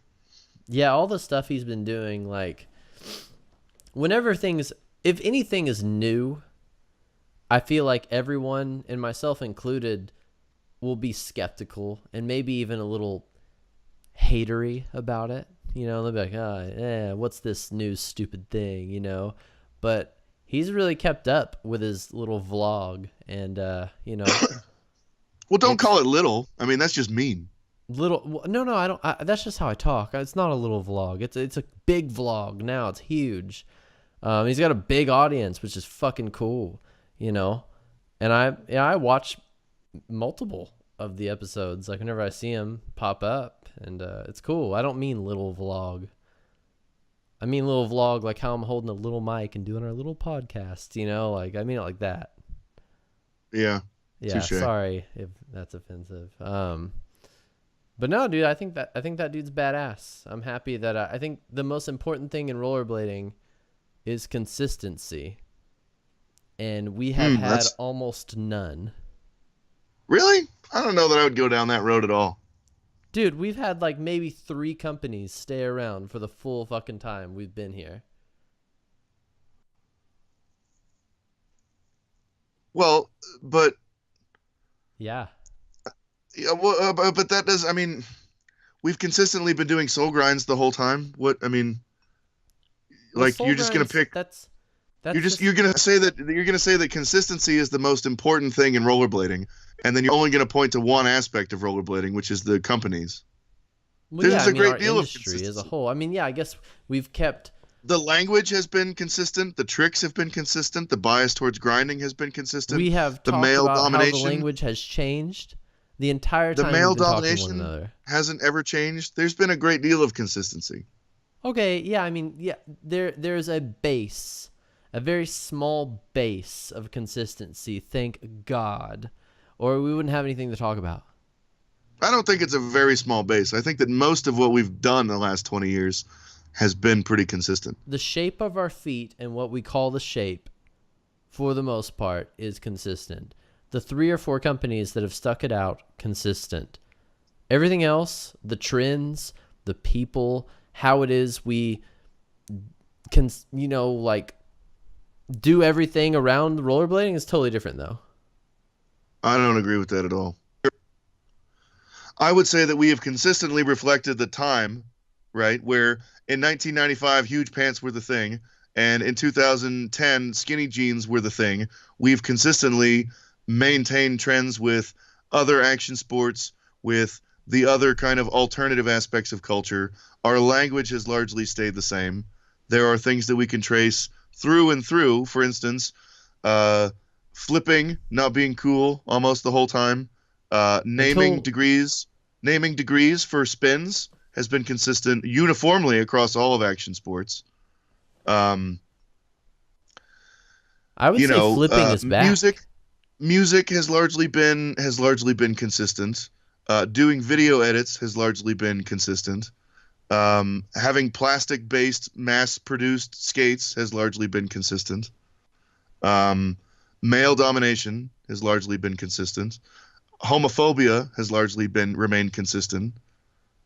Most of the things that you could point to, apart from some like little blips like here and there, I think overall, as a slice of society, we're really not different than we were in 1995. Well, I would say, for one, you can look at anything from some sort of perspective and make it seem a certain way. So, yes, you're right. Two, all sports, just about all sports, are male-dominated. Well, I'm going to stop you right there because I don't think rollerblading is a sport, but go ahead. Well, whatever. Like physical activity. Maybe. I don't know. Physical activity hobby? I don't fucking know what we'd call it. Performance art? Oh, geez. Maybe that might be female dominated. I don't know. So that was one point. I don't think we're that homophobic, man. Well, I think that there's plenty of it out there, and we've probably gotten better, but, it's I don't know. I don't think we're out of the woods yet. There has been like a more accepting attitude towards rollerblading in the past several years because society as a whole has gotten less homophobic, thank God. And, that kind of has helped us out because the only thing people used to say about rollerblading was that we were super gay. And you know what? That's okay. So I would make the same kind of structural argument that I made before and say that if we just are a representation of the larger society that we're a part of, then, homophobia has declined in rollerblading in the same way that homophobia has declined in general. And if that were the case, then I would argue that there is consistency, that we've consistently reflected the culture that we are a subset of. Jesus. Well, then I'll concede my point. I'm not going to argue this. It's because I'm just going to say you're right, and that's okay. It's okay for people to be right. Well, so okay, let's go back before that rabbit hole took place. Do you not want to say that you're right? Well, I don't know. It's kind of a sparring contest, and you can be right, Frank. You don't have to be sorry about being right. I'm happy somebody's right. No, Jesus, I want to know what the fuck I'm talking about. No, I'm not going to say I'm sorry about it. I'm just saying that, I don't know. I don't want to be pulling nuclear arguments on you in cases where we're just talking about a royale. Well, I feel like that's an interesting point right there that you hesitate to go, oh, okay, cool, I'm right. Fuck it. Well, that's weird. I may not feel the same way a year from now, so I don't want to, stand up on the podium and, shake my flowers at you saying, fuck you, Well, I'll because put a year from disclaimer now, that you may or may not be right several years from now, so take these with a grain of salt. I may several years from now look back on this and say, that's kind of weak. Maybe I don't really agree with that. Don't worry, I'll make them private. So, I'm just saying, I'm not trying to, gloat because, there's, I don't know that I believe in karma, but I think there's something like that. Oh, I'm going to I'm going to get you on a later podcast, Frank. I'm going to make you concede. The point was that you were saying that there's something in the neighborhood of 3 companies who have stuck it out. Ish. This whole time. Ish, yeah, fine. I'm totally on board with three, and I'm totally on board with three ish, right? One thing that I would put as a kind of a asterisk next to that, or a footnote to that, is that a lot of the things, a lot of the companies, like what's come and gone is brands, right? Yeah. Companies like Goodman, who manufacture everyone's skates in China, haven't changed at all, Hmm. right? Rossi's has come and gone, or not Rossi's, but whatever you want. Bauer making aggressive skates. Anybody else you can point to, Valo. Like these guys aren't. They're not making skates in a factory that they own. They don't own the molds. They don't do the manufacturing. These things are all made in China. And the way that John Julio was able to go and get the old Bauer mold or some version of the Bauer mold from whatever the fuck that skate was called back in the day. The green one with the weird everything. God, yeah, that's how I feel about him too. That sucks to say because I'm in full support of what he's doing, but geez, what Well, were the those green ones called? were the green. I don't fucking know, dude. The green ones that everybody knows, the green Bauer ones. I feel like they had a dumb name like the They Bauer Slime or they something like had a that. dumbass name. I forgot what they're called. Well, there's nobody left at Bauer who's going to be listening to this who's going to call us up and be mad that we were talking shit on their puke green skates. Yeah, they're all too busy playing hockey. Well, okay, so my point is, I don't have anything bad to say about what John is doing, but my point is to say that, you know, as far as consistency, brands coming and going isn't the same thing as the manufacturing coming and going because there's a warehouse or a factory in China somewhere where they make all these things. They made the rollerblade skates, they made the Rossi skates, they made the Bauer skates, they made the Fila skates, they made practically everything that there is. They might even make the K2 skates. I don't know whether that's true or not, but it's the same thing with boots as it is with wheels, where there's only a couple of people who actually manufacture urethane wheels, and they make rollerblade wheels and roller skate wheels and skateboard wheels and scooter wheels, and they're probably the same guys who make luggage wheels and who make wheels for factory conveyor belts that run all over the world, running conveyor belts and logistics lines where you slide a box down a conveyor of wheelies, where that hasn't changed the entire time.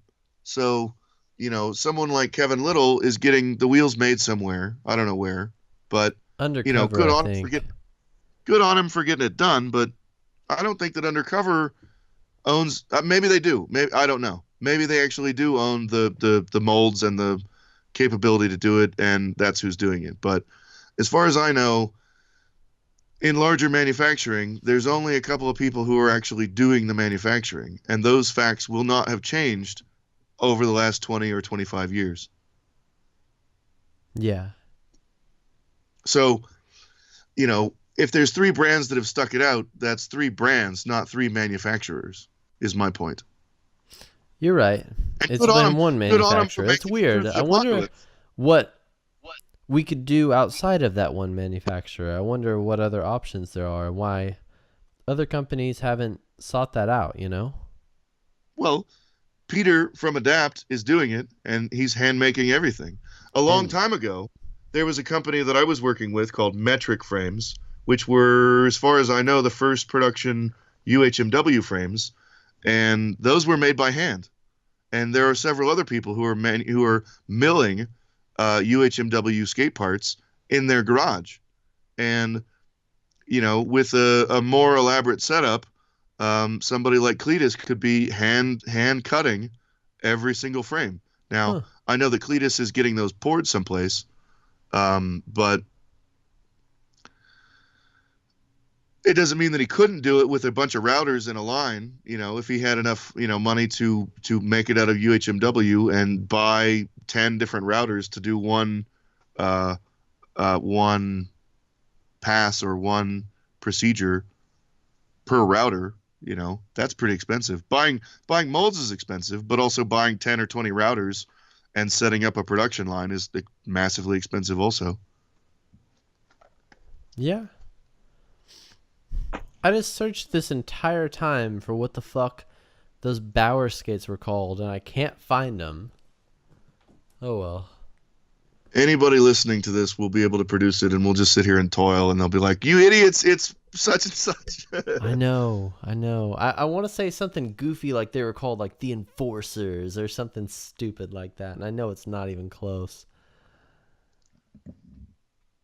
Let me look and see if I can come up with it. I know that after the podcast is over, we're both gonna be like, "Oh fuck! Of course it was the shocker skates, like whatever the fuck they were called." I know we're gonna do that. Well, there was the Bauer front side was the sort of prerequisite to it. Yeah, I found one called the Street Sanctity, which is super stupid. No wonder they went under in the aggressive market.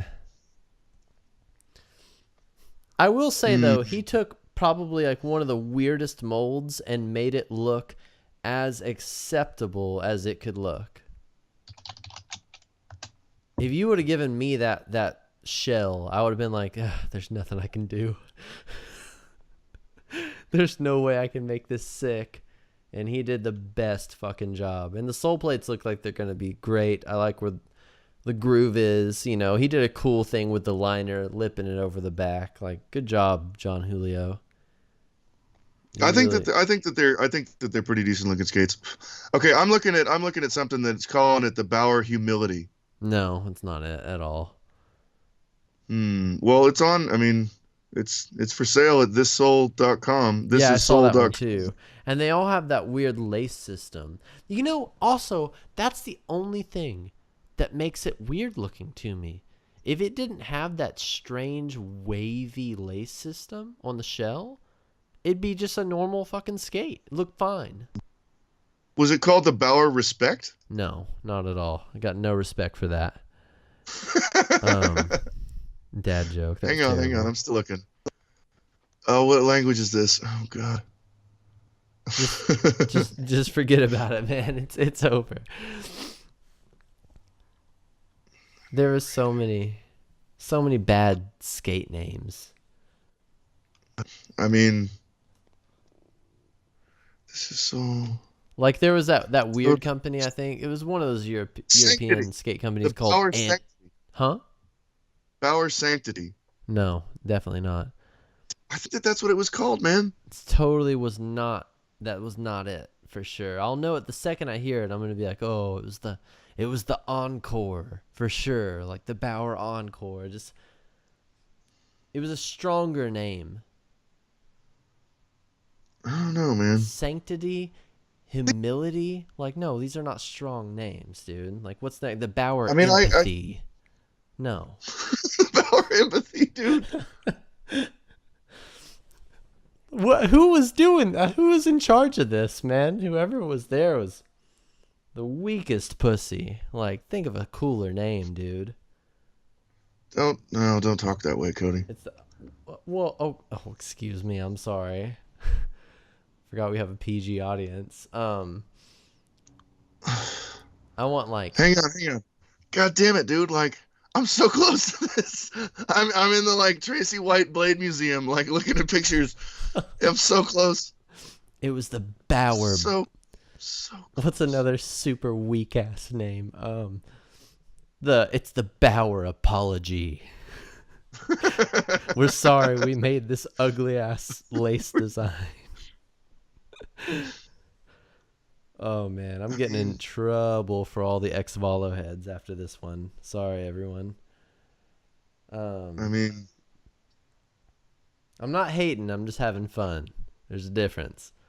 Well, I think we'll see how the people you're hating on feel about that. I'm not hating on anyone. I'm not hating on any one person. I'm hating on Bauer's aggressive marketing campaign, which is now dead.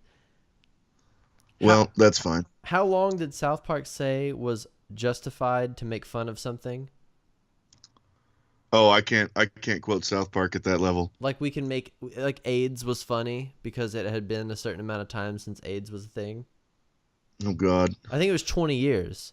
When did Bauer go under? Like what? Like the aggressive side of things, like 98, right? It had to have been 20 years ago. Oh, sick. 97, 90. I mean, 98 is getting pretty late for Bauer to still be around. Yeah, we're good. I can make fun of this.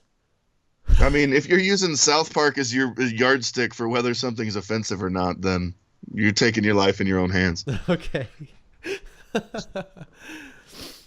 They needed a strong name, like the Bauer Blood Wolf. You know, that's Okay. We're dangerous. we're just we're just gonna have to let it go, and we can leave that for follow up the next time we podcast. This is really fun. I actually like making up names for Bauer. I'd like to make a fake Instagram account.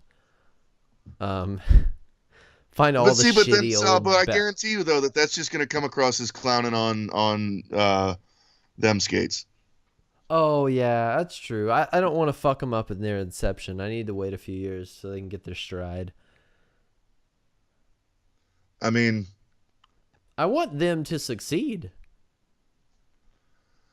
Like I them is I, the. I I'm so yeah, stoked. Like that's I'm stoked. John's dreams coming true, and like we've got like a super OG making shit happen. That's fucking awesome. It just I think it's cool. it I think just it's really cool. I sucks think there's a to. whole lot. I think that's its own whole topic, man. I think that we could do an entire podcast on just everything that's going on around that whole scenario. Mushroom blading already did it, and they got Julio on there. Well, We could never get Julio on here. I don't know, man. He Who wouldn't knows? survive. I He'd mean, be he'd be like, "Yo, are y'all drinking? Are y'all drunk during this?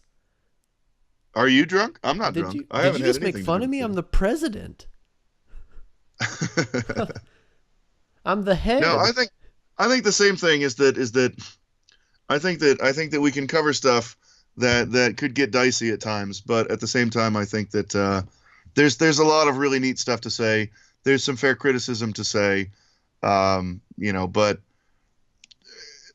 I think that that's an entire podcast. That's like an entire night just dealing with the nuance and the details and the complications and nitty gritty of all of that. I don't have any critiquing for rollerblading. I I love the whole bit. I just kind of sometimes want to talk in a humorous manner about things, you know? Except when it needs a new name, when people roll to dark side alley top acid. Even then, get all your wheels on the obstacle before you lay your foot down topside. I don't give a fuck, but I'm still going to speak humorously about some stuff. Okay, can I tell you something that I wanted to say earlier, but it just didn't pop up in time? All right, what? There was a time when the word topsoul hadn't happened yet. Okay. And the word that was in use for a lot of people around the world was oversoul. Oversoul. So I you heard had about that. oversoul, overacid, overpuss when Top whatever mistrial. whatever the top mistrial. Yeah, yeah.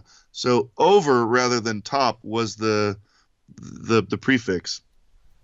And what we used to call, or what lots of people used to call, rolling into a topside was called a rolversole, Oh my as a God, way you of did it. saying you did rolversole instead of oversole because you rolled into a topside soul grind. Frank, you named it. Or,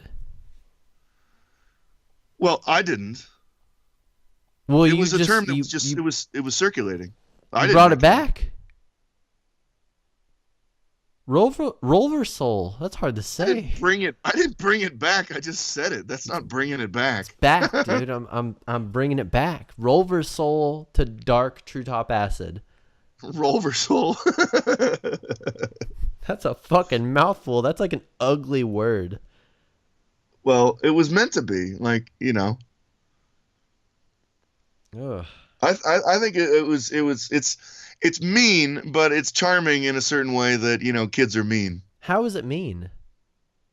Well, because you're clowning a kid who's not very good at skating. I would just say it was descriptive. You don't have to be mean about your descriptiveness. It's like saying, I called a kid a fat kid, and I'm not being mean. I'm just, being descriptive. Well, it depends on how you're talking about them. Yeah, you don't necessarily have to be mean. No, if you're pointing out the shortcoming, you're being mean. It's not a shortcoming. No, you just spent like an hour talking about how it's a shortcoming, about how it's cheater way, and so on and so forth. Well, here's how it could not be a shortcoming. Let's say you're at Winter Clash and you're skating a shotgun box, but it happens to be like a 10-foot fucking wide shotgun box.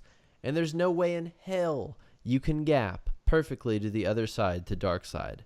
You have to rollerblading to the dark side. You have to. There's no other way. And in that instance, you can call it rollerblading. It's not negative because that's just what the fuck they had to do to get there. No.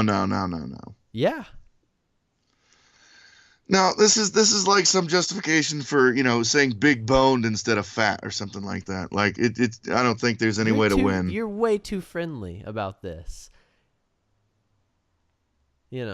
Like it doesn't have to be mean. It doesn't have to we don't have to look at people look down on them for what it is they've done. Like, by all means, rollerblading. It's awesome.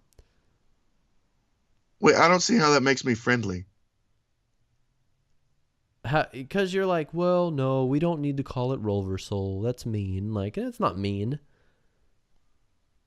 I don't know, man. It's descriptive. I'm not calling anyone fat.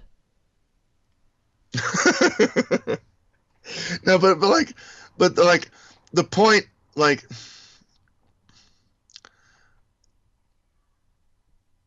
oh my God. This is the need to point out difference, okay, is where, troubles lie. It's not a negative difference. It's just completely different. It doesn't matter. The rolling aspect of Darkside is completely different than Darkside. It's completely different. No, but okay, so this isn't like, the accepted version of the budget tricks when you had Stockwell and Ryan Northway and a bunch of other people doing, top porn to sort of torque step back to torque soul, business. Yeah. Like, budget took on a new meaning because people were celebrating that difference, right? That it's a budget, and it's a budget on purpose, done in a special way where you're kind of, exaggerating the torque for a second, or accentuating or whatever, pausing in one way or another on that torque and purposely drawing attention to it, right? Right. And budget, took on a new meaning when it sort of had an acceptable usage and a non-acceptable usage. Whereas prior to that,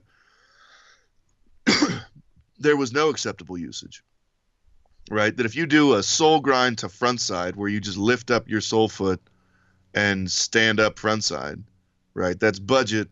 And we're saying so because we want you to skate better than that. We want you to know better than that. We want you to know that in our community, that kind of shit isn't going to fly. I wouldn't even call that budget. I'd just say it doesn't count. Well, but then you're the arbiter of what's good and bad and what counts and what doesn't count. You just said the same thing.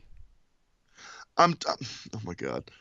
I'm not making an argument for it being how things ought to be. I'm just describing that that's how things ought to be. I think we all know. Sorry. I'm just giving coverage. I'm not saying that I think it's great. I'm talking about a difference in the timeline where before Stockwell and Northway and some other guys, budget only meant one thing. And then after that, budget had two meanings, where it could be dope or it could be shit. That's what I'm trying to draw focus. Oh, so now it can be shit. Huh? So now it can be shit. Now it's okay to call it shit. You're missing my point. I'm understanding your point. I'm just calling out. I'm calling out. Calling them as I see them, man. Like, I'm talking about budget going from having one meaning to having two. Whether I understood. agree with it doesn't matter. I happen to think that it is shit to do a soul to a front side. Right. I happen to think that that's true, but that isn't my point. My point is, what about torque sole to front side? you and I talked about this the other night, and I've had this conversation a bazillion times, and I'm sure everybody else has too. I want it on the record. To me, what I would put on the record is that that's one of those kind of gray area tricks where it's sort of, technically blah, blah, blah budget, but if it's done well, blah, blah, blah, we all know that argument. Yeah. Okay, good. And just, on the record. I would firmly identify that kind of thing where you're going from a torque position on the front foot to a front side or fast slide position on the front foot. Legit. Like, that's a gray area to me because like torque sole to front side to overpuss. Boom. That's a good old budget right there. What is it? Torque sole to overpuss? No. Torque sole to front side to top mistrial. Oh, I see. Okay. Yeah. You got the front foot budget and then the back foot budget. It's fun. Yeah, I don't know. It's goofy. It's just fun. A case can be made that's, the foot, like only one foot changed. But to me, going from boot to knot is like, is that enough movement to count? Is there, body movement that affects what we think about it? It just is gray. I know. I could probably sit here and make a case for both sides, and I could probably make a reasonably compelling case for both sides. Yeah. On both sides. I was trying to make a Donald Trump reference. I forgot what the fuck he said about there was bad stuff on both sides. I was going to call you Donald Trump, but whatever. That would be fair. Yeah, I know. To an extent. What I'm saying is that I could make the argument, right? I'm not saying like, a cop shot a black guy and everybody's different and whatever. Like, no. It's not quite the same as that. Yeah. Well, let's not go too deep into that. We'll have to make a different podcast. We can talk about politics. That'll be fun. That'll be a nightmare. Yeah, I know. Let's not ever do that. We might. I don't know. I feel we'll have to see how it goes about how many things we can come up with that are, the third rail of rollerblading podcasts where it's just an unspoken truth that you can't talk about such and such. Oh, forbidden knowledge of rollerblading? That sounds fun. I bet there's a lot. I bet there's a lot of things that you can't say. Isn't that a crazy idea too? Things you can't say. Even if they're not offensive, there's some stuff you can't talk about just because some people will get too upset. I don't know that I would characterize it that way, that, because saying some people get too upset is putting the blame on them for being offended rather than you or me for saying offensive things. So right.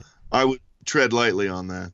But, I think that there's a lot of things that are, the kind of, well, one of my favorite podcasts, the Hello Internet podcast, they recently did an episode called, what was it called? The Necessary Lies of Civilization, right? Yeah. Where you have these built-in lies like violence isn't the answer, right? And you need people to believe that violence isn't the answer for society to work. If people don't believe that, you're not going to have a civilization, or you're not going to have a civilization for very long. But the fact of the matter is that sometimes violence is the answer. Yeah, absolutely. Sometimes you have to, I guess, kill a certain amount of people for them to listen, whenever it comes to war and things. Well, yeah, I mean, there's some wars that, you could call good wars, which is a terrible thing to say. And other wars seem like they're really stupid and a big waste of time and life and, everything. Um, but, keeping the Nazis from genociding, half of Europe or worse, you know, Yeah, good like war. it, probably good, I I'm gonna would go ahead and say say let's one keep people from being able to genocide other people. 100% good. But this is the point, is that, it's one of these lies of necessary lies of civilization, that you have to have certain things that you can't talk about, or you have to lie about in order for society or civilization to work. Because if people don't believe that violence isn't the answer, day in, day out, you're not going to be able to go through a green light at an intersection if people don't believe that that's true. Yeah. That's true. So I think that some things are delicate situations that need to be talked about carefully, or there's a possibility that some things are not to be spoken about at all. And then the point that I'm bringing up is that there's an entire other class of things that are lies that we have to uphold, even though they may not always, they may be lies part of the time, and they may just be necessary lies. I think if you're not trying to inflict damage and you're just trying to speak about something, just to understand it, and you're not being violent towards someone, like even like verbally violent, if you're just trying to talk and understand things, you should be able to talk about things, and people shouldn't get in an uproar about it. I don't know. I have examples, but like I don't even want to bring it up because it's just, for one, we've been at this for quite a while, and two, that could just be a whole other subject. Yeah, no, I tend to think that that's a whole other subject, and maybe Yeah, we could do we could start making notes on things that we should talk about in the future. I was talking And about we'll like see. outrage culture with you the other day, and how our like crazy, like polar opposite political spectrum has influenced just how we talk to each other. Like even like within the rollerblading community, like I don't know. I don't want to get into that. I don't want to make anyone mad. I definitely don't want to argue about helmets and things. Yeah. We'll do all that again sometime.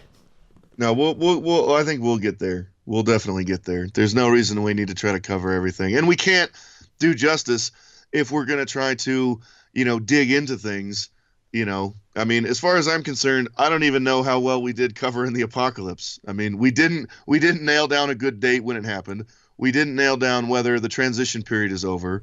We haven't done a good job of characterizing the skating before before the apocalypse, during the transition, and after. If we're after, you know, we may not even have done a good enough job covering the Bl8 apocalypse. To So tell you the we might truth, have to do a whole second podcast after this to cover what we said we were going to cover. I would say at this point in the game, fuck it.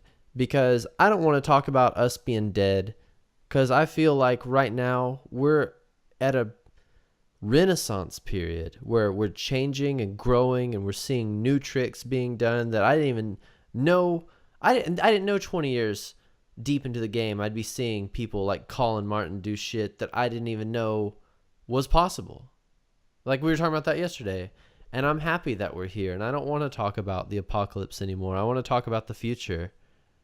Okay, well, So touche. That's fair enough. So But ending our but apocalypse podcast, I guess, from here on no, out. hang on. Okay. No, hang on. I don't want to let that go. Right. Okay. I don't disagree with you. I It's supposed think to that be it's fine important. to move on. I think it's totally fine to move on. But my point is, if we're going to say that we're going to talk about things in depth, we should talk about those things. If you want to move on from the apocalypse, I'm totally cool with that.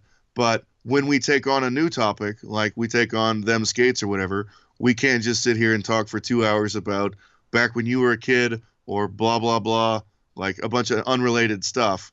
We want to try to do as best as we can to cover the topic that we say we're covering. Okay.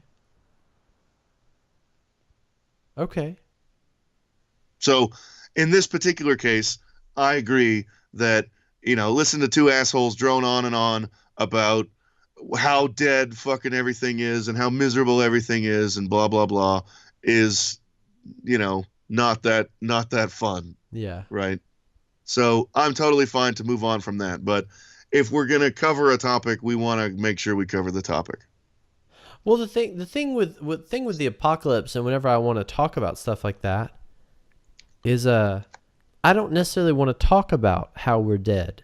I want to talk about how it is we're living after the fact. Well, okay, that's perfectly fair. Like I was asking you the other day. Okay, yeah, fuck it. Let's just do this. How is it that we're finding meaning? And I tried to talk about this earlier on. We were too busy and caught up in other stuff. And I'm seeing a lot of dudes take more time into making projects with one another. Like, i.e. what we're doing right now. Like, we're doing this podcast because we want to make something. And there's a bunch of other dudes doing similar stuff. There's a bunch of dudes like, Robbie Pitts did that cool magazine.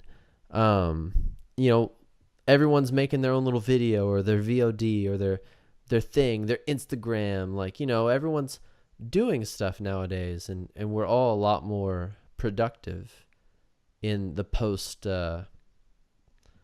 popularity.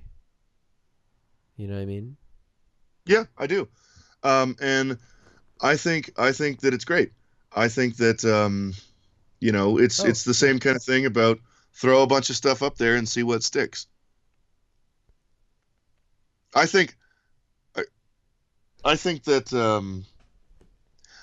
Joey and Todd have had great success doing exactly what you're describing, where, they started off. I mean, I think that they're probably two of the most influential people in rollerblading in the last 15 years. They actually are.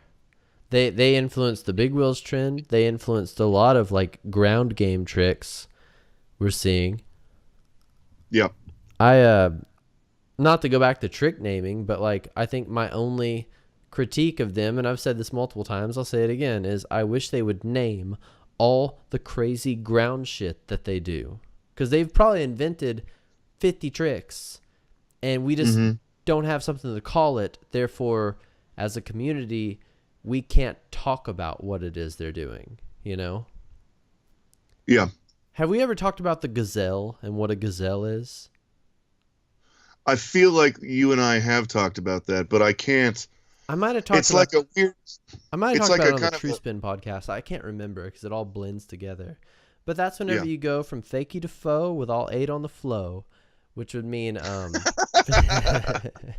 fakie to forwards, but keep all 8 of your wheels down on the ground. And you do it like, you see like Mike Torres and the Mushroom Blade guys, all those guys do it to where they like, and Leon Basin especially, like where they pull their feet to the side really quick and then push them back forwards. It's called a gazelle, apparently. Okay. Yeah. Well, I mean, I see a lot of the ski influence, particularly on Joey, and that's a pretty easy move on skis. You're basically just shifting from one edge when you're going backwards to, no edge where you're flat feet on the ground, on the snow.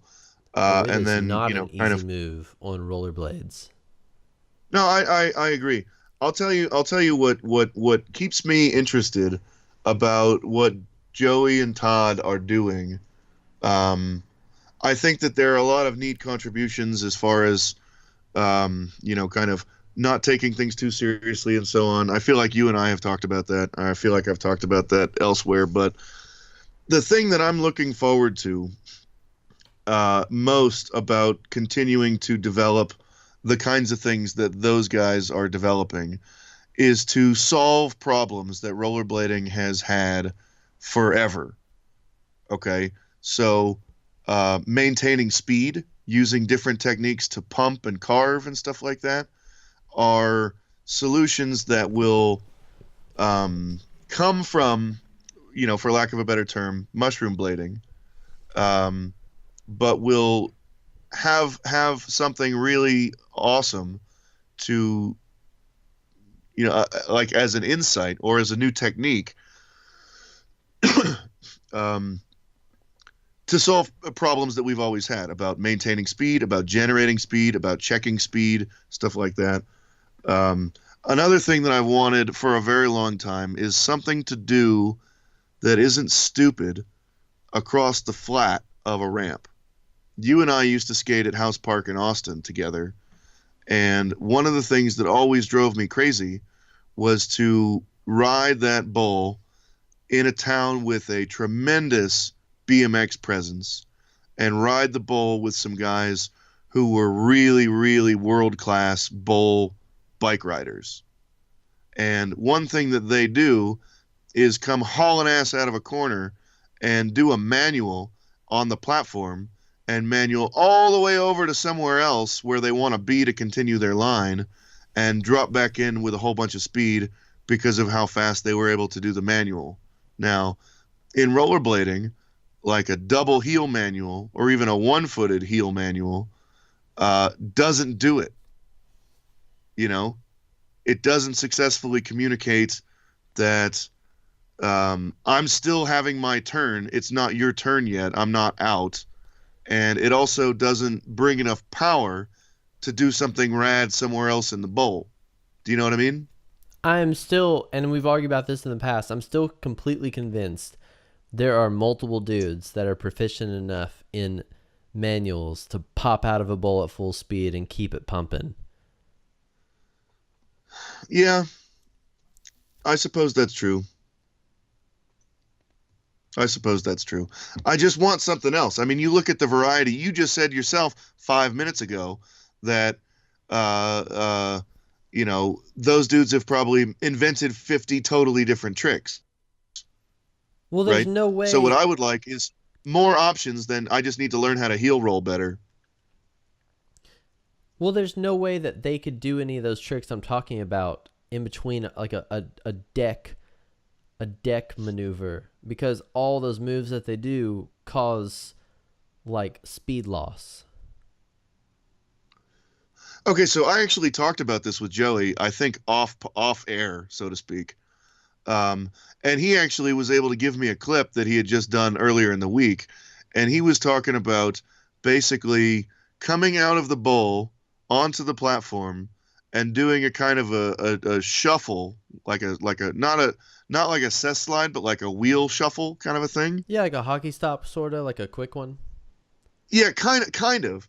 But as a way to get out of the bowl and onto the deck and then sort of put enough pressure lightly on your wheels until you reach like a sticking point, and then use that moment to bounce back and spring back into the bowl and do like a power move, into the bowl and keep a lot of speed. The same part of the bowl that you jumped out of? Well, not like go straight out and come straight back in. Like he's carving around a corner and he's able to traverse some amount of distance, and still create this pop back in. So something like that would allow you, for instance, given a unique circumstance, like a bowl that's got some weird element that you don't want to deal with, you could use that kind of technique to skip that element. That's a really fucking good idea. Suppose there's something. Okay, so a long time ago, there was a really famous. It may still be there. There was a really famous bowl in Lausanne, Switzerland, and they reached a point in the building of the bowl where they couldn't do what they needed to do, so they just built this big ass block, and it was just fucking sitting there right in the way, like a big ass plywood, 8 foot tall box, right in the middle of the ramp, like right in the middle of a quarter pipe.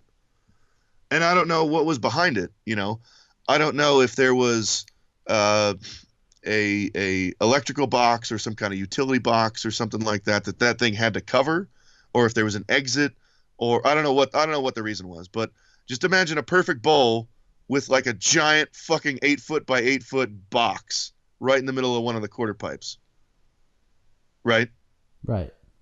So okay, so I just said that to make sure we're still connected, because of course some of the long silence I get scared if I'm just speaking into the void, Oh no, you're good. Okay, so anyway, in any given bowl or skate park or whatever, you can have some version of that which isn't necessarily a giant box in the way, but is effectively a giant box in the way. Does that make sense? Yes. Like if there's some spine right where you wish there weren't some spine, and you can hop out on the deck and go around it real quick and then jump back in past it, you might be able to continue your line where what you're looking for is a whole bunch of speed to do some transfer or grind really far or something that you need a bunch of speed for. But that one element is just right the fuck in your way. And some kind of move like this could be developed more.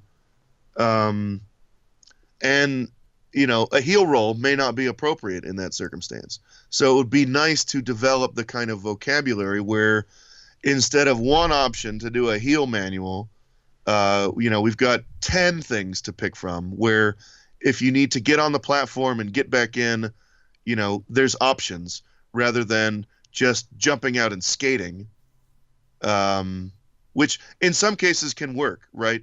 Like if you come out of a quarter pipe, you see a guy come out of a quarter pipe and he comes out onto the deck and just starts chucking, like skating as hard as he can. You're like, whoa, okay, I'm not dropping in. This guy's going to do something. Yeah. I don't know what, And I think that, for those of us who know House Park, you can imagine the platform that goes around the bowl at House Park, where you can imagine if you've seen a guy pop out on the platform and just go full custard chucker mode at, balls to the wall speed, you're not going to drop in. Like he's communicating with his body that his turn is still happening. It's not your turn to drop in yet. That's a Jason Howard original. Is that? As far as I know. I was wondering where you got that. I got it from Jason. He might have got it from some shit movie back in the 90s, but I got it from Jason. But my point is, if we had like a choice of one of 10 things, the way that we've got our choice of one of hundreds of grinds, that would be a tremendous value to me, where, a lot of the kind of zanier stuff that Joey and Todd do, I'm less interested in. But when I see a clip of them doing something that could be of great value for me, them doing all this experimentation and solving a problem that I've had for 20 years, like what to do on a platform or how to keep speed around an element that I don't want to interact with, like that has some real value to me. And it doesn't have to do anything with how to be unpopular and doing zany tricks and those, some of the weirder, stuff that those guys do. Yeah. So like in mainstream rollerblading, as far as we're concerned, not, skating down the bike path, as far as our kind of rollerblading, I think that there are definitely contributions that they're making to mainstream rollerblading. Could you just briefly describe our kind of rollerblading and what you mean by that?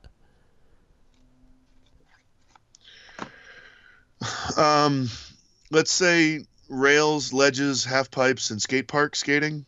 Okay. That's agreeable. I hesitate to call it stunt skating. I hesitate to call it, I've written as many words as anybody else has written about this topic. And, I think that aggressive is just the worst thing that ever happened to us, other than having too many names in general, which, I wrote a giant, print article in BMag a couple of years ago about that exact thing. That, too many names is partly what killed us. Shitty names like aggressive inline skating didn't help, but having too many names, I think, also hurt. I have to say, I agree with you. I think aggressive is stupid, but I dated this girl about 10 years ago, and it was around the time, I guess it wasn't 10, it was around the time Vine Street came out, and I was showing it to her, and I was like, yeah, this is kind of like what I like to do and stuff, and she watched the CJ Wellsmore section, and she said, wow, this guy skates really aggressive, like really aggressively.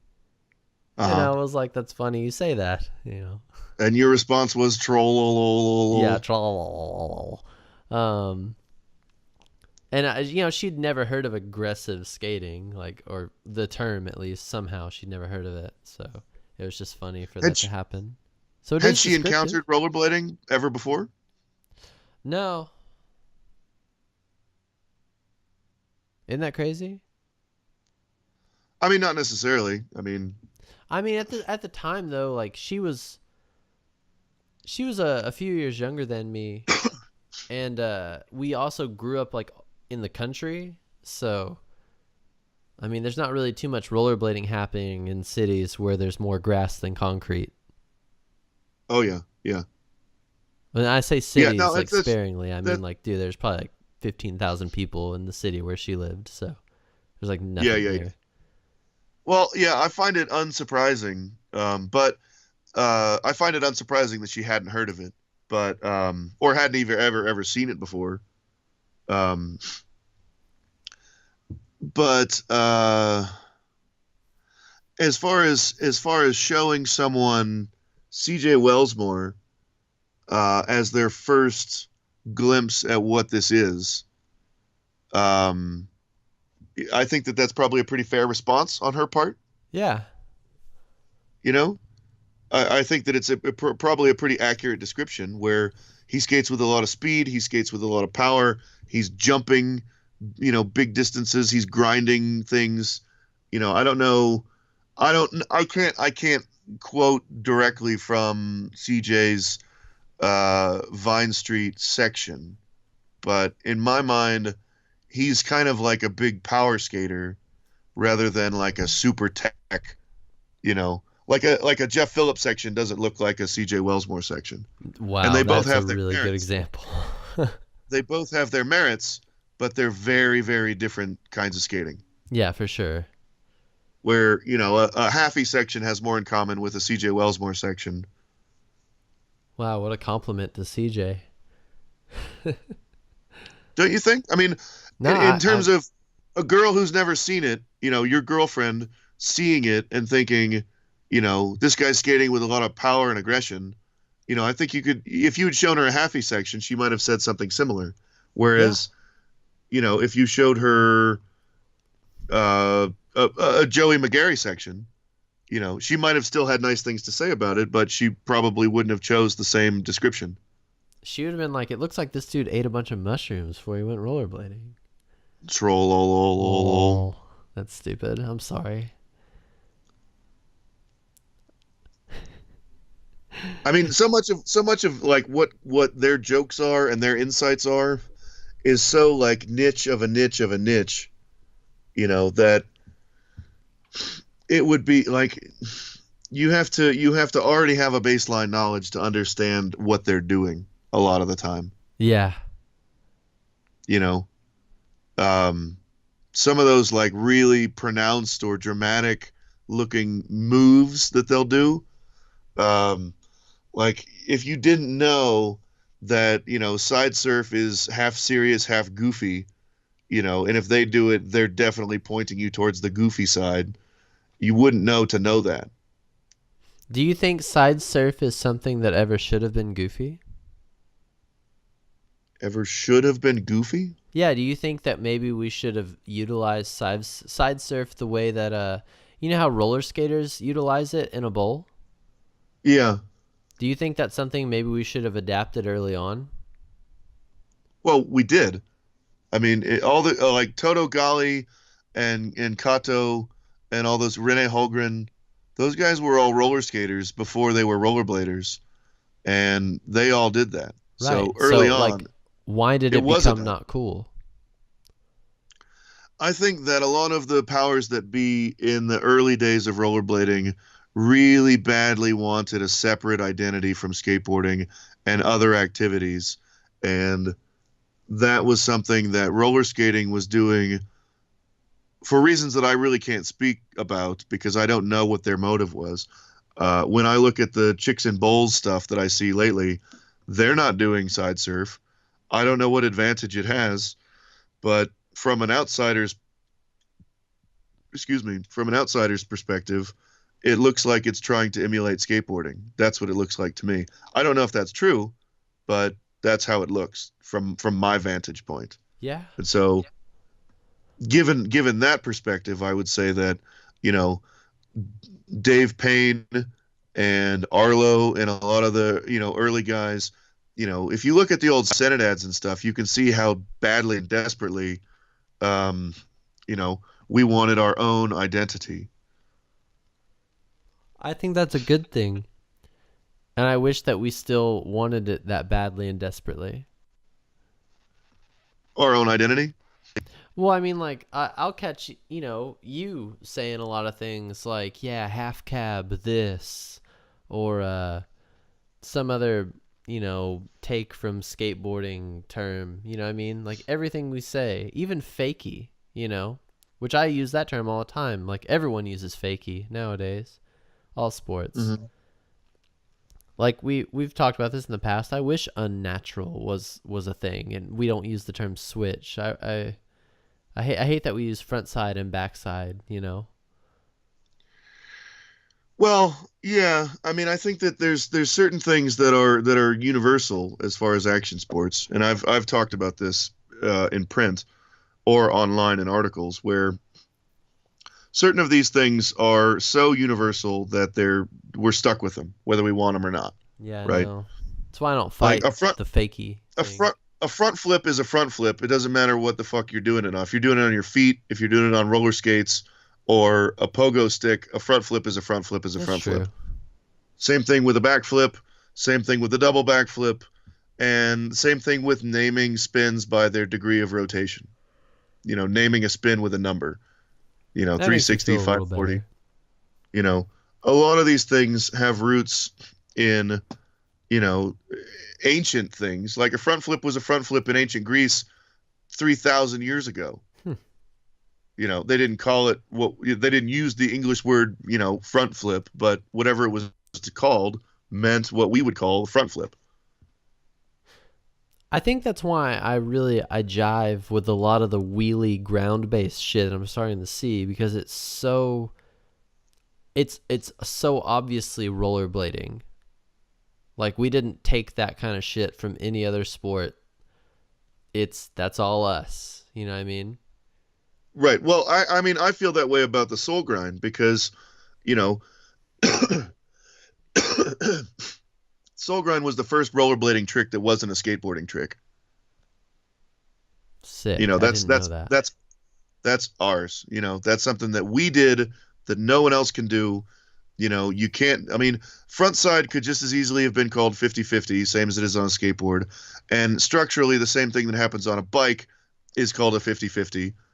There's no reason why it didn't turn into that other than, I don't know, maybe a lack of creativity on Chris Edwards' part. I mean, who knows? I don't know if that's true or not, but that's what that's I think the bikes call it a double peg. Yeah, maybe. But maybe they do now. Maybe they always have. The bikers that I interacted with called that a 50-50. But who knows if I was just experiencing local guys calling it a local name, the way that, an Australian BMXer would, if he knows anything about rollerblading, he's going to know a Royale is a shifty. Yeah, it's true. So I don't know, but the dudes that I was around called it a 50-50. So who knows whether that's true in BMX or not. But my point is that there are certain tricks that have names that are totally unavoidable because they're more or less universal. Front flip, back flip, 360, stuff like that. Fakie is getting pretty close to one of those where, you need a word that means backwards, that isn't backwards. And fakie was first on the scene, and so it's what stuck. And so every other action sport from rollerblades to scooters has inherited that term. At Blade Cup, Matt Mickey was announcing, and he's trying to get the trend started calling fakie Stockwell. Yeah, I heard that. Yeah, like he was like, "Oh yeah, here comes so and so coming in Stockwell." Like, I mean, I commend the effort, and I heavily critique the name. It is commendable, and I think that you're not going to find very many people who are as good at skating fakie as Jeff was. I mean, he can skate bowls fakie both ways at a very, very high level of proficiency. He can skate, half cab or, fakie outspin or inspin to, just about every trick. If you pay a lot of close attention in his sections, man, he is really good both ways, spinning both ways, looking over both shoulders, grinding with different, right foot, left foot stances.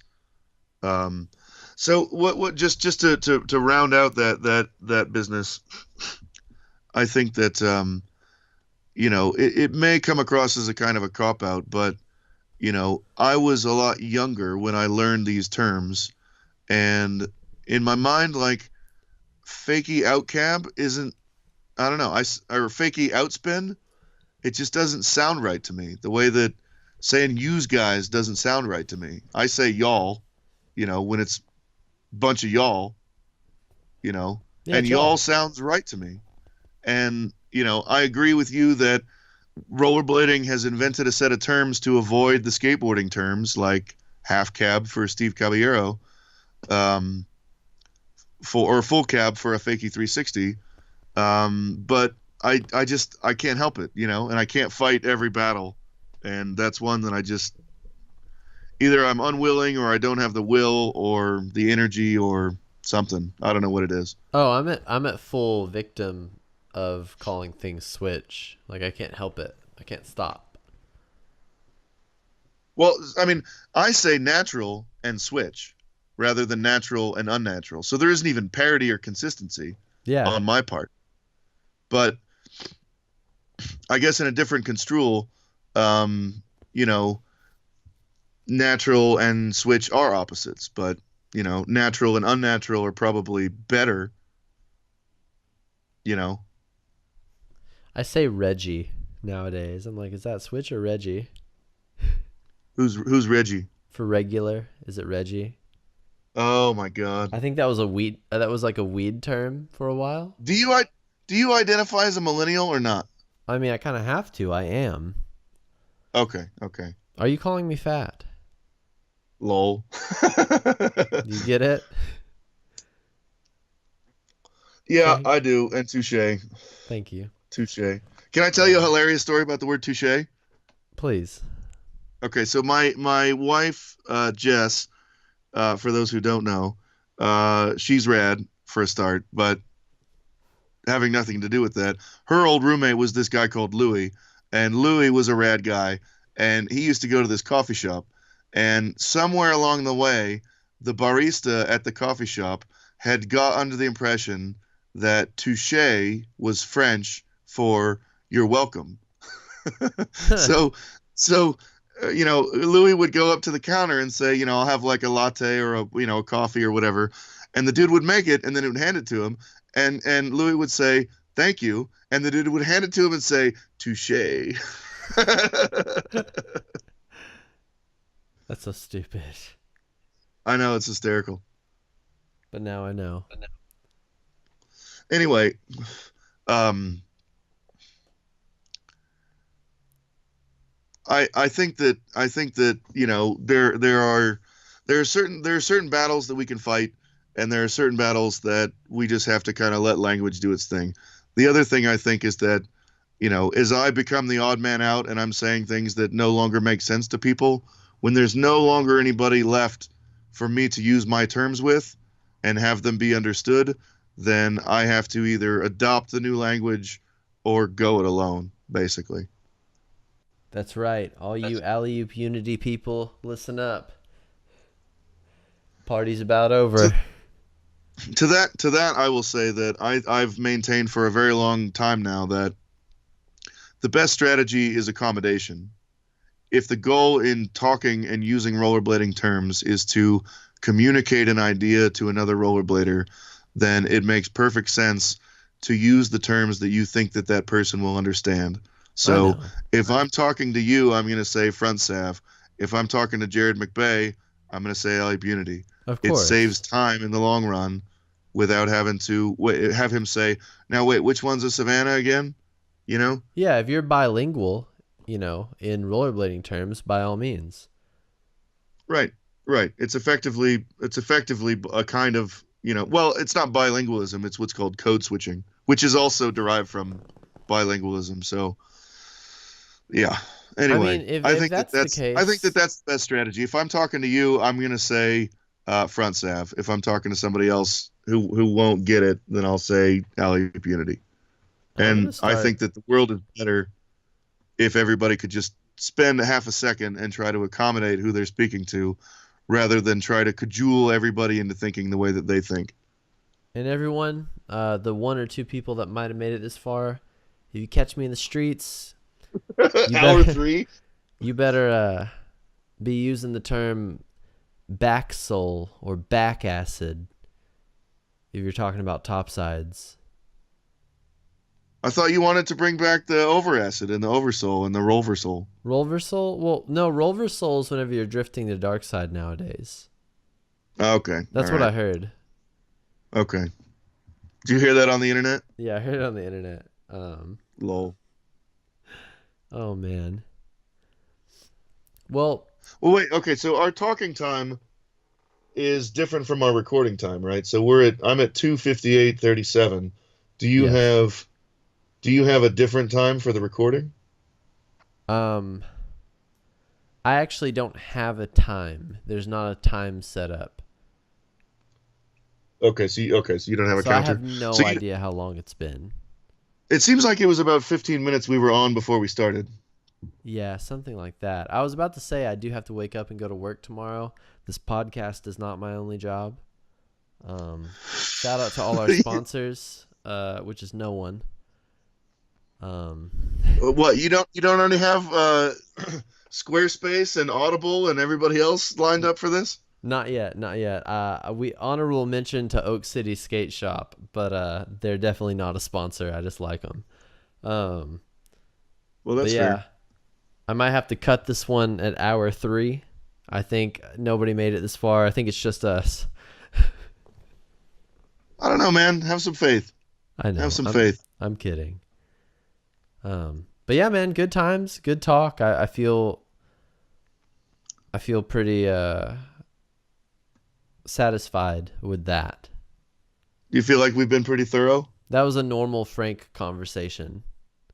I feel like we were pretty all over the place, and I feel like I did a whole lot of talking. It doesn't matter. It's okay. That's what this is for. We need to talk about stuff, and we need to talk about different topics, and fuck the apocalypse. So I think we did. That's fine.